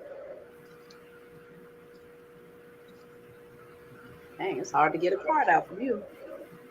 Okay. So you have 2 cards in reverse, patience and success. It feels like you might be running impatient when it comes to some level of your success here, and you're needing to practice that patience here. I mean, the seed, it feels like if you haven't planted the seed in the spiritual realm, you're wanting to do the spiritual work right now. This could be what's causing a postponement in your success in other areas of your life, because there's work that needs to be done and you're needing to be patient with the growth process. And so there's certain changes with the number 14 breaking down to 5 that has to happen here. And of course, with any growth, change has to happen. You know, it's not growth that change isn't happening. And so maybe you're losing your patience with certain changes that has to take place that doesn't look like success. Maybe it looks like the opposite of success, but you want to see it from a different perspective and know that the changes are literally things being moved out of the way to pave the way for success. So you might be running impatient with the changes that's happening, but just know that if you shift your perspective of what's happening, then the success will come. Be patient with the process. Okay. Lindsay Negron. Okay.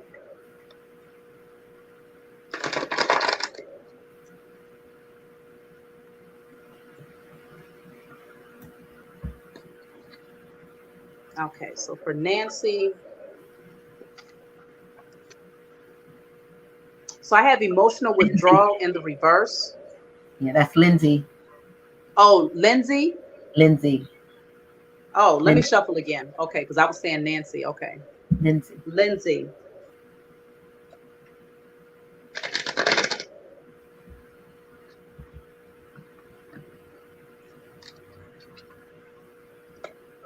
Okay, so for Lindsay, I have here suffering in silence in the reverse. It feels like there's something that you should be communicating. It's destined for you to speak your truth about something, maybe something that you used to suppress in the past, or that you might have been afraid to openly communicate in the past, but it's destined for you to come forward with your truth, your testimony, whatever it is that you need to speak. With this coming out in the reverse, it's like that energy of coming out of silence. And so there's a completion of this cycle with the number 9 that's happening here, in a new beginning when it comes to you openly speaking your truth. And so it's meant for you to do this. And I feel like you want to work through any, if you, maybe you should work on your throat chakra, do some work on your throat chakra, just to ensure that when you are called to bring this truth forward, you feel confident and, ready. Mimi. Okay, Mimi.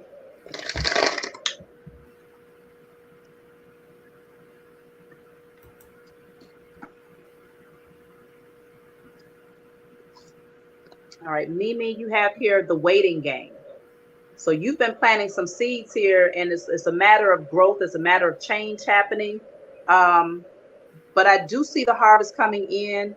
Maybe you feel like some things are just postponed. You're like, okay, it's not moving fast enough. It's almost like watching clothes dry. But I feel like in this energy, instead of watching the clothes dry, you want to go down the street and get you a smoothie, because this, literally this person is standing here watching and just waiting for this to grow. And so if you're watching it and you're like, really just putting your focus on when, then it's going to feel like it's taking forever. But I feel like you want to project that energy in a different direction that's going to be just as nurturing to whatever it is that you planted. And so, stepping away from it and putting that energy towards just experiencing life and having a good time. And you'll see it happen in divine timing. Just give it time to grow, and it's coming, whatever it is.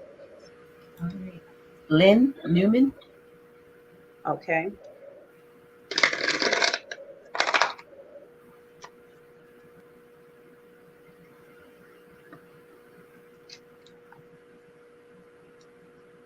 All right, so for Lynn,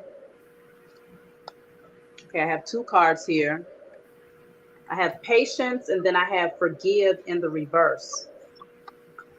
So there may be some unforgiveness. I don't know if you're consciously aware of this, but if you're not, I feel like if you're patient, you're going to see where the unforgiveness lies. Like sometimes we're not aware of where, who we haven't forgiven. It could be you needing to forgive yourself. It doesn't always deal with someone outside of yourself, but be patient with this. It feels like the unforgiveness can definitely postpone the growth of something. This could be you, your own personal growth. that might be kind of stagnated because of some unforgiveness that you might have suppressed. So dive deeper with the Pisces energy here. Listen to your intuition. It's going to be shown to you. And at that point, be patient with your own growth and allow yourself to go through whatever change is necessary. Um, Forgiveness is going to nurture this seed right here, because that's going to open up your heart chakra. And at that point, you'll project the right energy to nurture whatever it is, whether it's yourself or something outside of yourself. Ernest Bennett Jr. Bay. Ernest. Okay.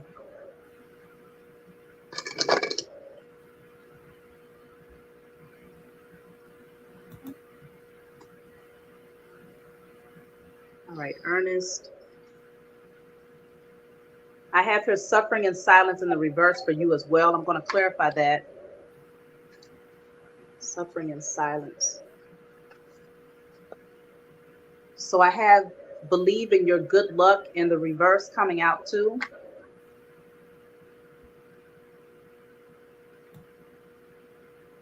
There's something that you may have been suppressing that's causing you to not have faith in being able to attract certain things to you. It could be it's a wound that has been suppressed, something that you haven't spoken, something that you need to speak. And once you offload that, once you communicate your truth, it's going to help you to attract good things into your life, or it's going to increase your faith. But whatever this is that whatever you haven't been openly speaking, you're needing to. And it's going to help you to, if you've been dealing with a tough cycle in your life, I feel like it's going to help you to overcome that once you openly speak your truth. So throat chakra for sure. I feel like I'm even picking up on crown chakra when it comes to your belief and your faith. So throat chakra and crown chakra is what I'm picking up for you. But there's something that you need to communicate, and that's going to help you when it comes to attracting better things into your life here. Miana or Miana, I'm not sure. Okay. Miana, Okay. maybe.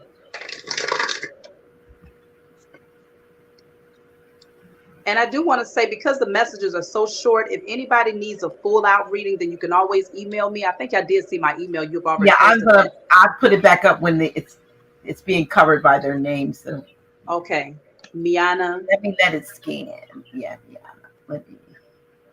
So Miana, I see you have heartache and loss here. Maybe you're going through some sort of heartbreak, and you have surrendered to the divine in a reverse, which is showing me that you want to get back that balance. The way that you mend this heartbreak is to put your energy back towards the source. For me, I like to call the source the Most High, Mother and Father. But whatever the source looks like for you, you want to put your energy in that direction and not become closed in this type of energy, because it's like you're not seeing the infinite possibilities that exist outside of being too submerged in the heartbreak and the loss. And it could be causing you to suppress your emotions, where you're not openly speaking about what you're feeling because there's so much blue here. Something going on with the throat chakra. And it's almost like you don't want people to see the pain that you might be going through, because her face is covered with her hair. So I feel like if you surrender to the changes that's happening and allow yourself to embrace that connection that you have to the divine, it's going to help you to heal and to mend whatever this energy is right here. Okay. Tavon. Tavon.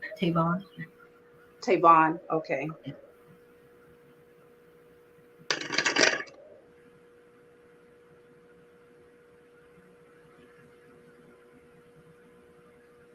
All right. So Tavon, you have here patience. Patience is coming out a lot lately. Let me see. What is patience here? Okay. Oh, material. This deals with your prosperity. Prosperity begins. So being patient, you have two cards that's very similar. Both of them have seeds that's been planted, and it's like that energy of watching and waiting for it to grow. But both of them came out in the reverse, which shows me that you might be losing patience when it comes to a harvest that you anticipate is going to come in. There's some sort of balance here. The number 1 is on this card, 5 is on this one.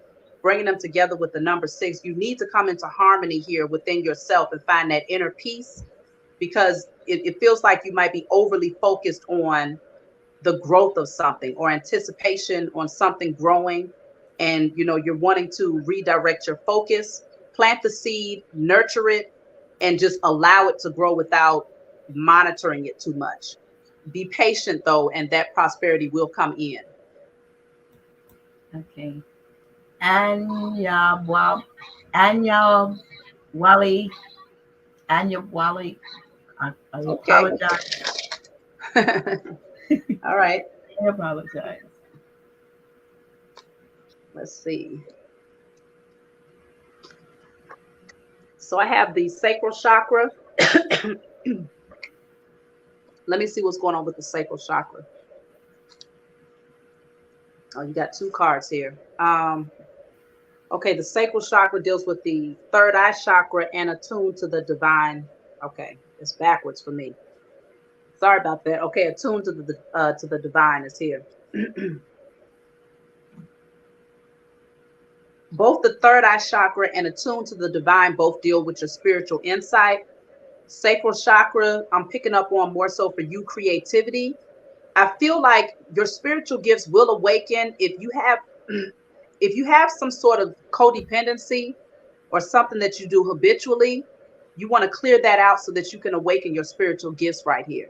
So if you feel like you have a spiritual calling and you're trying to figure out why it's blocked, it could be because there's some sort of codependency that needs to be cleared out. So work on your sacral chakra and your third eye chakra. Desiree? Okay.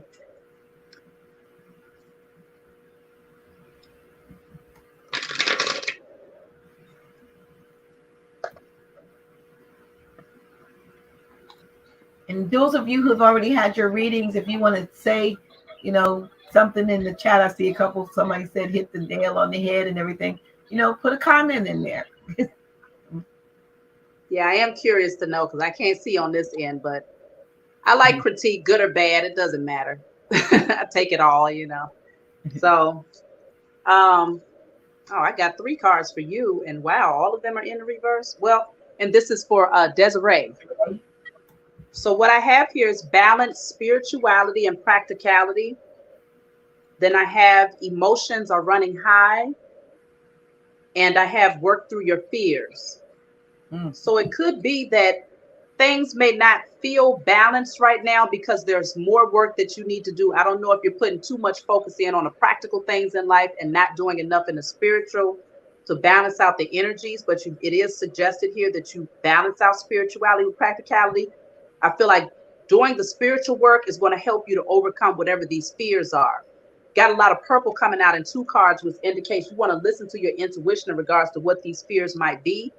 Using your spiritual insight to clear out those fears is going to help you to find your balance again.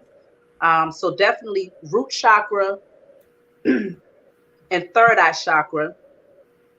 You might write down something like, I destroy and I release all fears, known and unknown, in spirit and in flesh, and let that burn through.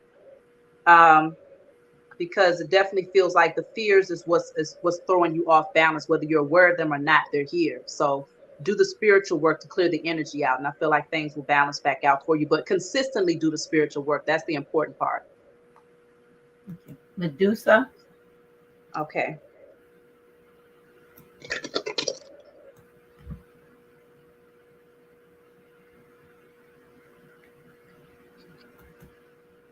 All right. So Medusa,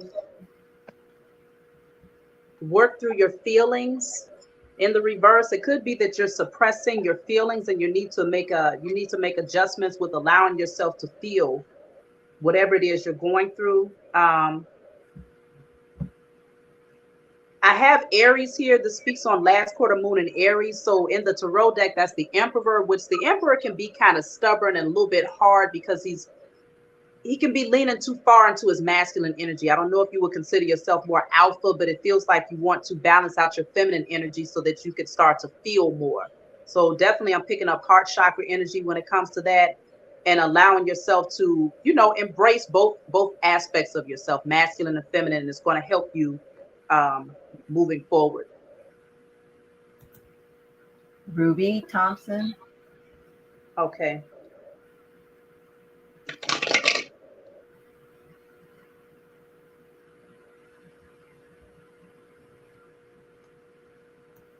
All right, Ruby.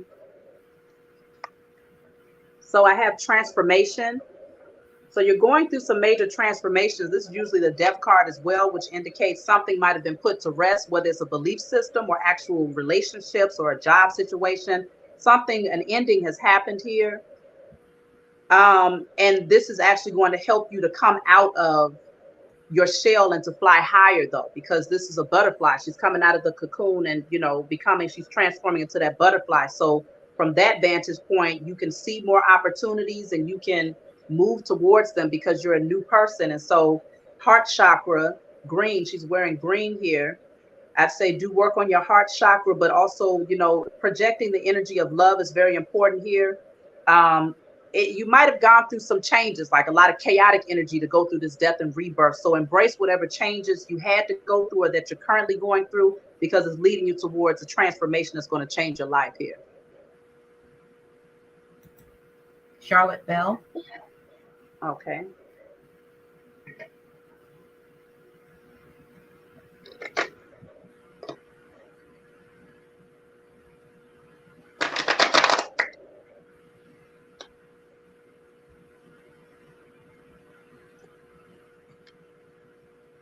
All right, so for Charlotte, I have success. Okay. So it looks like you're definitely opening up the doors to success. You're moving towards your success. And I feel like you're confidently and boldly doing it. With the, I believe that, yeah, Black Panther there. We were just talking about the Black Panther. So you are moving towards your success here. Look at that. Confidence is your key to success. So there's a lot of success that you're moving towards, and you definitely want to step through those doors confidently, courageously. So, with this card, it's a lot of yellow here with the lion. So work on your solar plexus, but I definitely see that success is yours. You've been putting in a lot of work, and I feel like you're confident in whatever it is that you do. So be prepared to move through those doors and just work on any confidence, courage and confidence, especially if it deals with communication, because I do have the throat chakra at the bottom of the deck here. So work on your throat chakra and your solar plexus, and I feel like you'll be ready to walk through those doors of success with no problem. Shining Blossom. Okay.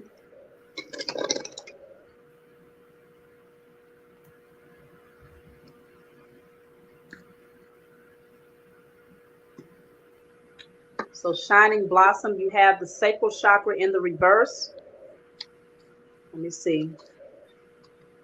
And you have the foundations and achievements in the reverse. So for you, you definitely want to work on your sacral chakra. It could be that your security is off balance, maybe even something concerning your home front. You feel like it's not stable, it's not secure.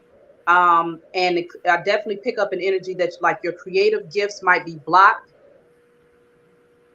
If you have any codependencies, then you want to definitely clear that out to heal your sacral chakra. And also, if you have any traumas from your past, like childhood, specifically like sexual traumas, you want to definitely do a clearing out of that energy as well, because it could be blocking your spiritual gifts. If that's not the case, then it could just be that you're just needing to do the work on your sacral chakra because you're lacking confidence, something about insecurities, about your gifts specifically, and your ability to create security for yourself or to maintain that foundation.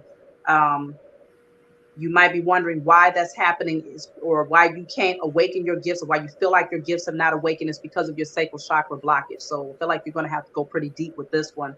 I feel like it does start within a household and maybe even from childhood. So I do see that for you. Okay. Les BK Bo. Okay, Les. I'll just say Maybe it's less. Okay.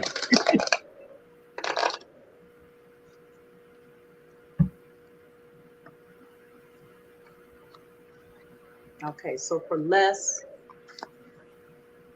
I have reward and recognition. So you're going to be recognized for something. I feel like, yeah, some beautiful things is coming towards you. You might have people that's applauding you and supporting you for what you're doing. You might be put in the public eye. So I feel like you should prepare for that.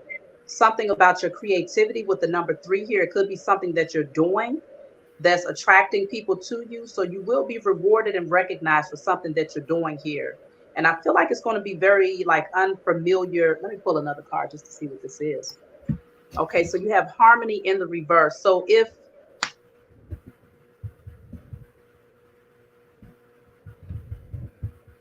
that kind of for me indicates that there might be an imbalance when it comes to a relationship, some sort of connection. Maybe you're anticipating to be recognized in this connection, or it could be that things are happening for you now because you released a connection that was not in harmony with your life. And so whichever way it goes, you will be rewarded and recognized for the work that you've been putting in here. Queen Belina Day.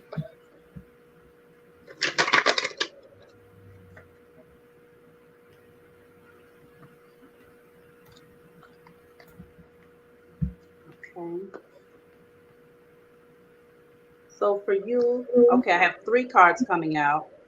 So throat chakra and success, and the sun card is here. The light card is here. Actually, okay, so now that I'm looking at them from this angle, the throat chakra is in the reverse, success is in the reverse, and the sun card is here. The sun card can indicate that you will move towards happiness. You will find that success, but right now there's a blockage to your throat chakra, which could somehow impact your success. The sun card can also illuminate something here so you can see it more clearly. So if there's something that you need to see, that you will see concerning your blockage of being able to communicate something openly. This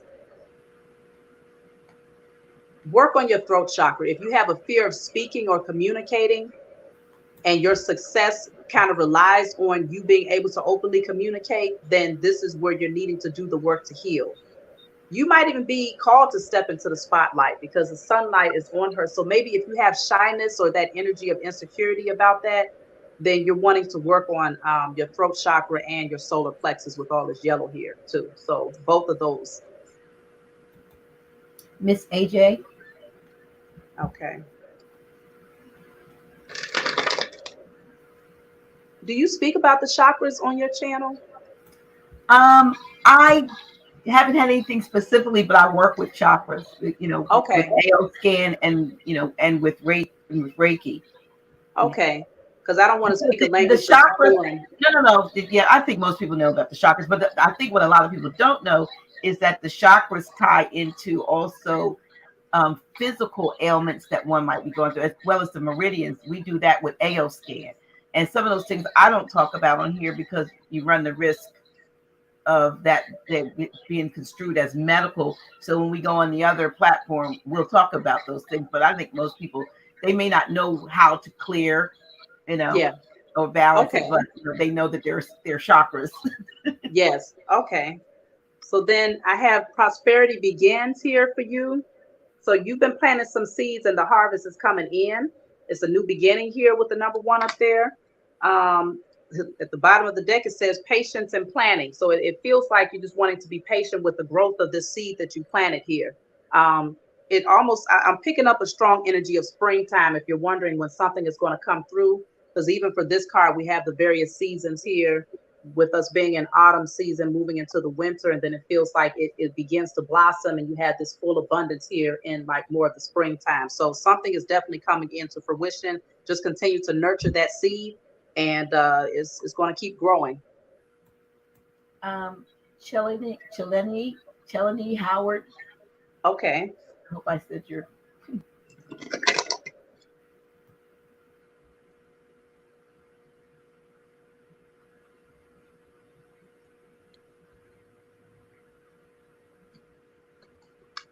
Okay, so for Chelene, I have truth here.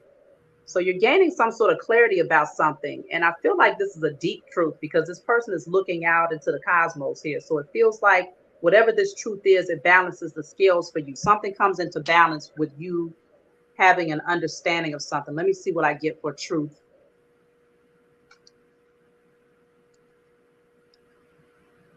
So wonders is here. Yeah, with this card, this is like piercing through the veil piercing through that thick cloud where you wasn't able to see things clearly in the past. But this is also, it looks like this is like a amethyst here. So it's like whatever this truth is, it's a spiritual one, and it allows you to pierce through what seemed impossible before. Is no longer, you're not in that energy anymore because you see things from a higher perspective. It's like you see that there's infinite possibilities, and because your mindset has changed, so do your circumstances. And so this wonders card, for me, it reminds me of like something unexpected, like, you know, what people might call the impossible happening in your life, because you now see through the illusion. You've pierced through the veil because of your understanding the truth. You gained the truth. So that's what I'm seeing here for you. There's going to be some great changes that happens because you've shifted your mindset about things.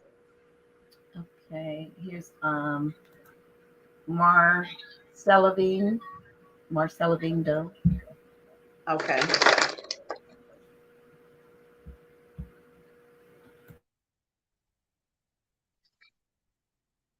Okay, let's see, Marcella. So I have here for you, okay, material harvest is coming in for you as well. So you've been putting in some work. Know your worth. That's very important. Let me see.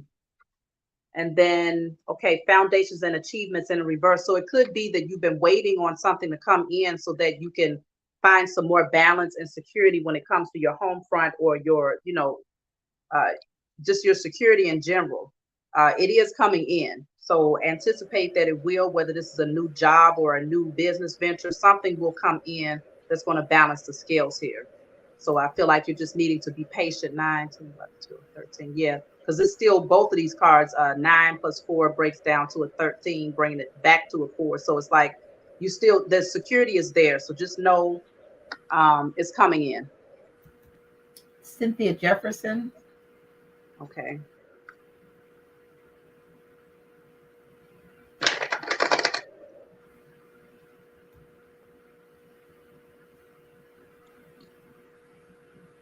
Okay, so for Cynthia, I have sacrifice and go wild.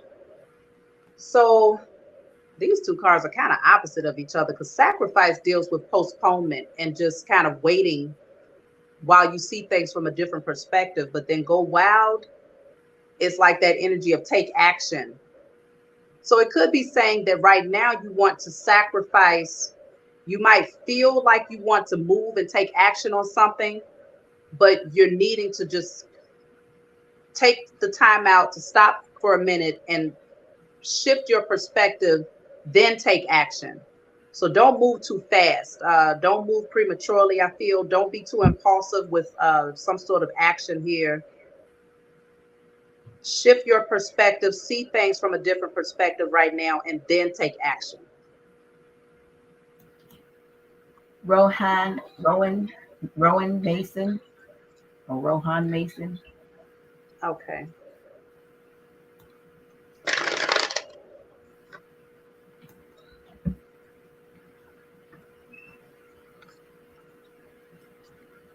All right. So what you have here is victory and success is in the reverse. Let me see why it's in the reverse here.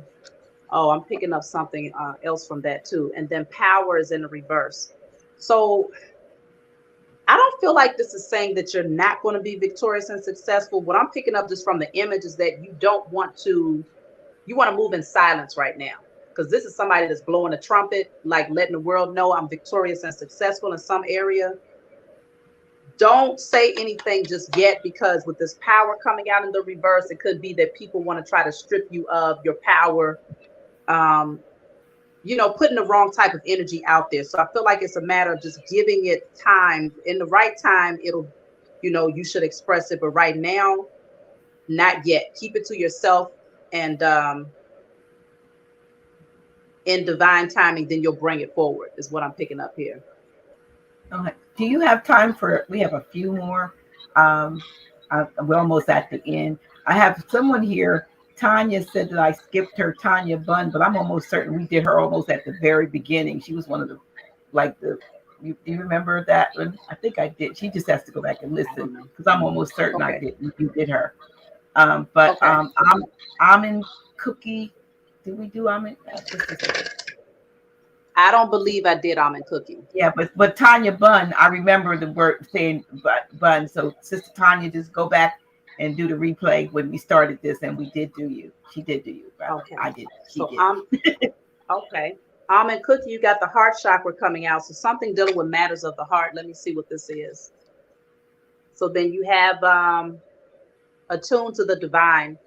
So it feels like your connection to the creator is going to become stronger the more you're projecting the energy of love. I'm picking up a strong energy of healing that's happening for you. I feel like you want to take a salt bath as well. Um,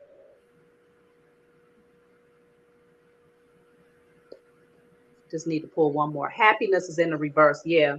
Something is going on with the heart chakra. And so if you find that you're not really happy right now, or you're feeling the opposite effects of that, is because something is going on with your heart chakra and you're needing to work on that, and definitely attune, find that divine connection to the Most High and your spiritual team, and you'll be able to heal whatever this is. You'll be able to heal.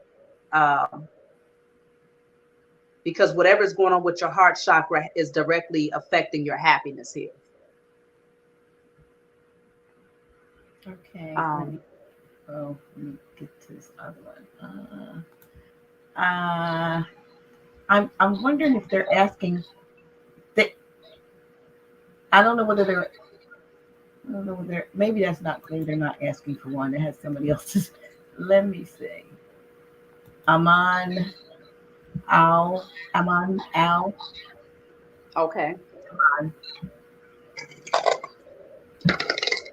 Is there a lot more people left here? Well, there are quite a few. I'm looking. And you know, everybody that come in, they're gonna be like, "I want one," you know.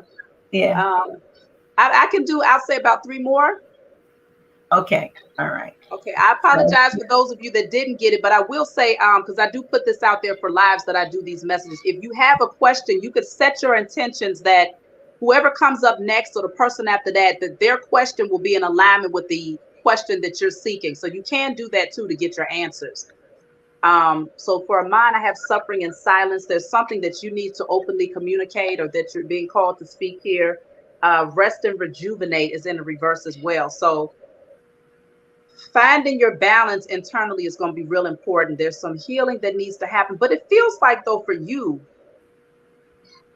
I feel the opposite effect for you. I feel like you're ready to come out of this energy where you might have been in hermit mode and not communicating as much, but now you're ready to come out and communicate and interact, and you know, you have rejuvenated yourself. I'm picking up a different type of energy for you with these cards. So you know better than I do, but I do feel like you're ready to come out and speak some sort of truth here. It feels like you're lighter in your energy because you've done some work to release some things. But if you haven't, then the opposite is true. It just means go into that energy of resting, rejuvenating, finding your balance again, and offloading anything that you might have been suppressing. That's important. Okay, so you got 2 more. So here, Glamjadar, that one.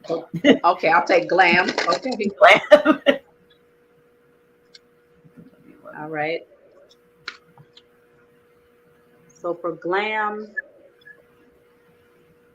I have accelerated motion and focus on the positive in the reverse. So it's showing me that if you feel like things have not moved ahead and it feels postponed and things are moving slow, it's because you're not focused on the positive. You're focused like the opposite effect. So you want to really evaluate your thoughts and see where are your dominant thoughts. Is it leaning towards those things that's in opposition to what you want, like the negative things, or is it leaning towards the things that you do want? Get your focus back balanced and you will be able to move things forward, and it'll come towards you. But it's what you're projecting out into the universe that's coming back. And so it could be that to keep you from self-sabotaging the situation, things could have been put on a halt. Things could be halted so that you could stop, reevaluate yourself and your own thoughts, and then get your balance back again, get back focused on the positive, and then things will pick back up from there. Okay, and the last one, Janelle Blash L. Janelle. Okay. So for Janelle,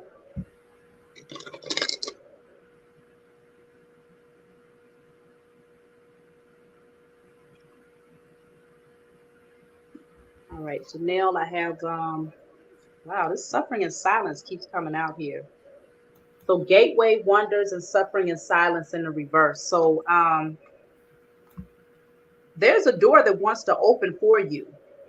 Both of these cards reminds me of moving towards like the what seems to be impossible. You know, you have a unicorn here, which is, you know, something that most people have never, you know, never seen in their life, you know, but it's a gateway, it's a door to something that's, you know, like miracles. Because I think that's, oh no, that's the gateway card, but it's like something where it's like you wouldn't anticipate that this would come through. But with it coming out in the reverse, it's like you're not ready to walk through this door yet. There's something about your own transparency, embracing your own uniqueness that's going to really help you to be prepared to walk through this door. Because the unicorn for me is you being unique and different and embracing that. And it's all white. So it's something that you need to purify and cleanse from within. I feel like it deals with something that you might be suppressing that's in, you know, with this suffering and silence card coming out. But once you do that and you cleanse your energy and you step out there with your own authenticity, get back to your origin, your organic self, then you will find that some doors are going to open. Is you can't even anticipate what you're getting ready to walk through, but you will be ready to walk through those doors when they open once you offload anything that you've been suppressing. So that's what I'm seeing here for you. Well, Sister Chhavi Zaine, I just want to thank you for giving of yourself. I put your contact information here. Y'all know she does a lot more than just tarot readings. She does, spiritual counseling and what? Give us a list of what you offer. Well, mentoring. I mean, I can show you where your blockages are in terms of your chakras. I have a new page that I put up on Facebook recently where I'm going to be bringing like divine partnerships together. We'll be discussing love. That's called Chhavi Zaine Spiritual Love Vibe. You can come on there and we'll have like interactive lives, you know. So there's various things that I do, but we can if you want to get deep and you want to find out, well, where is my blockage? Why is it here? What do I need to do to shift my circumstances?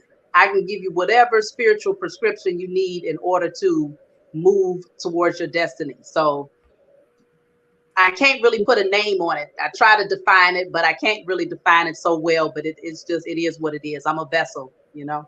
Now, how often do you do lives on a regular, or do you do them as you're given downloads to put out there? So I just recently started doing lives, but the videos that I do, I generally, if something comes through like a message, then that's when I bring it forward. But the lives now I'm starting to do those more often because I find that it's a lot of people that have a hard time paying the hourly rate. And so the lives gives them the opportunity to pay a small fee and to answer a question. And then, to give them some clarity about what's going on without having to wait and, try to save up the money or whatnot. So I'm going to start doing more of those on my channel. Okay. But yes, in terms of the Facebook page, that's going to be just me, bringing unions together and, doing readings about love specifically. Okay, so that's sort of like one of those matchmaker sites. Yes, okay. For the spiritual community. Yes, for the spiritual community. Okay. So you would be able to. That's great. You all that are looking for love in all the wrong places, you can get your made in a different place. Because I'm assuming that you look at the charts and so forth, and like synastry and so forth, right? Well, I can't say I'm a specialist on that. I need to work on that. It's something that I will be doing in the future, but right now I'm not. You got to go to somebody else for that particular part, but I will look at the energy. I can look at the energy to see what are they projecting versus what you're projecting, and will it work together? So that's how we'll do it.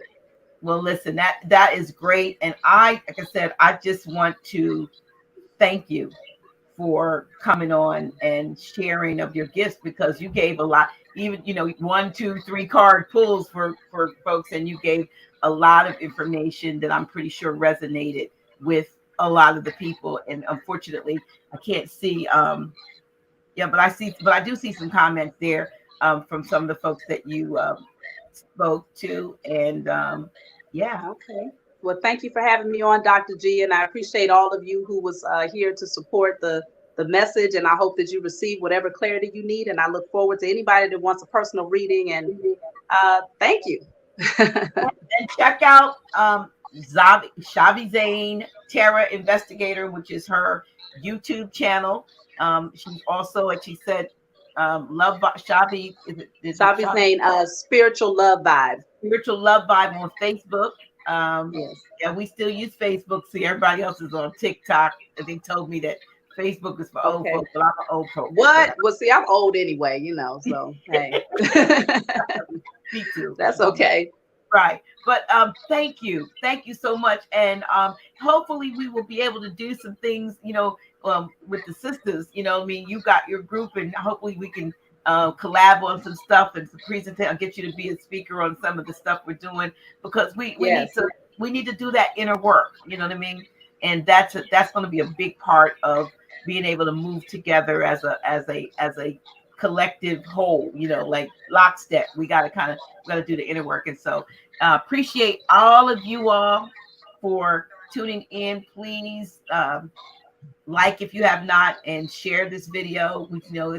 Especially the first hour, because the first hour was general information that everybody needs to hear. And the last hour, I saw folks were dropping off probably as they got their reading. They dropped off. They don't want to hear other people's reading. But still, I appreciate those of you who stuck out, stuck on for the whole, broadcast to hear the end. And I do apologize. And she did look, we already 11 minutes over your time. And this is a mama. She's not, she got babies that you, as you have seen, you saw one of them. But I appreciate you for taking time out of your schedule and being here with us. And I'm hopefully that you will come back again. Absolutely. I look forward to it. Thank you again. Thank you so much. And as we go off, and I have to do a little thank you for the people that volunteered last week. I left names off, and when that's like a no. You say them all or you don't say any. That's right. And so I had to come back and do a correction, and I just wanted the folks to know. I'm just gonna put this up between us. I guess I'm gonna have to take down your take the banner down or something. Here we go. All right. So, we had volunteers last week that were at the House of Reawakening Mind. They did some great work. And I wanted to give a shout out to these great, fine folks. Sister Francesca L., who is our volunteer coordinator, Brother Raz Jai Bay, Brother Joel David Thompson L., Brother Anu Wia Bay, we call him Zero, Brother Asarang, Amir Tamandingo Mayat Tahudi Bay. I told him he picked every possible name to name himself. Sister Beverly L, Brother Sabror, Lawrence Tunica L Bay, Sister Ciasia Universal Bay, Brother Michael Wesley, Lawrence Tunica L Bay, and Brother Isaiah. Thank you. And then I also want to say thank you. You know who you all are, to everybody who supported the financing of us being able to get this other platform. Yay, we got it.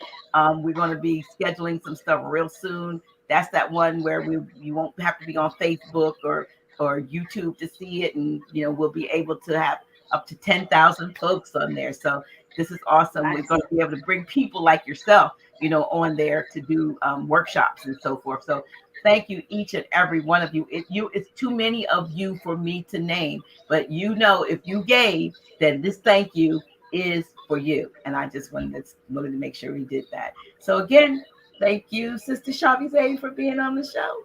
And all right, thank you, Dr. We'll G. With each other. Thank you so much. Thank you. Yes.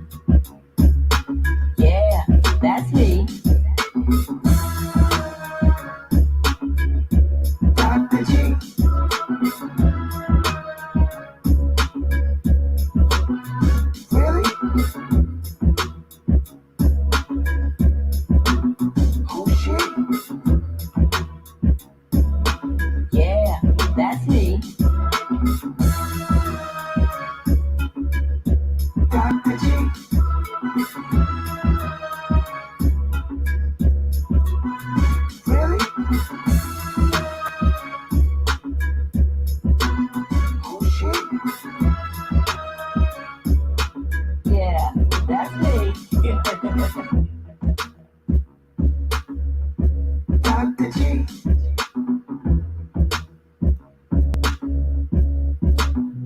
Really? Oh shit. Yeah, that's me. Dr. G.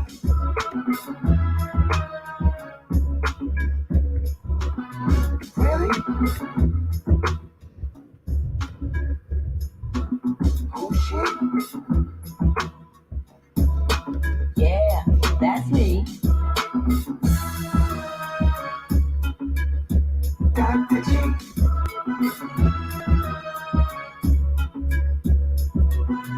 Really?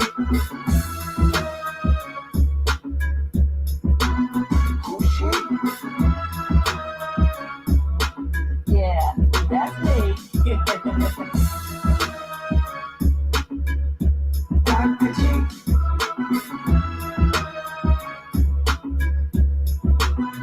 Really? Oh shit.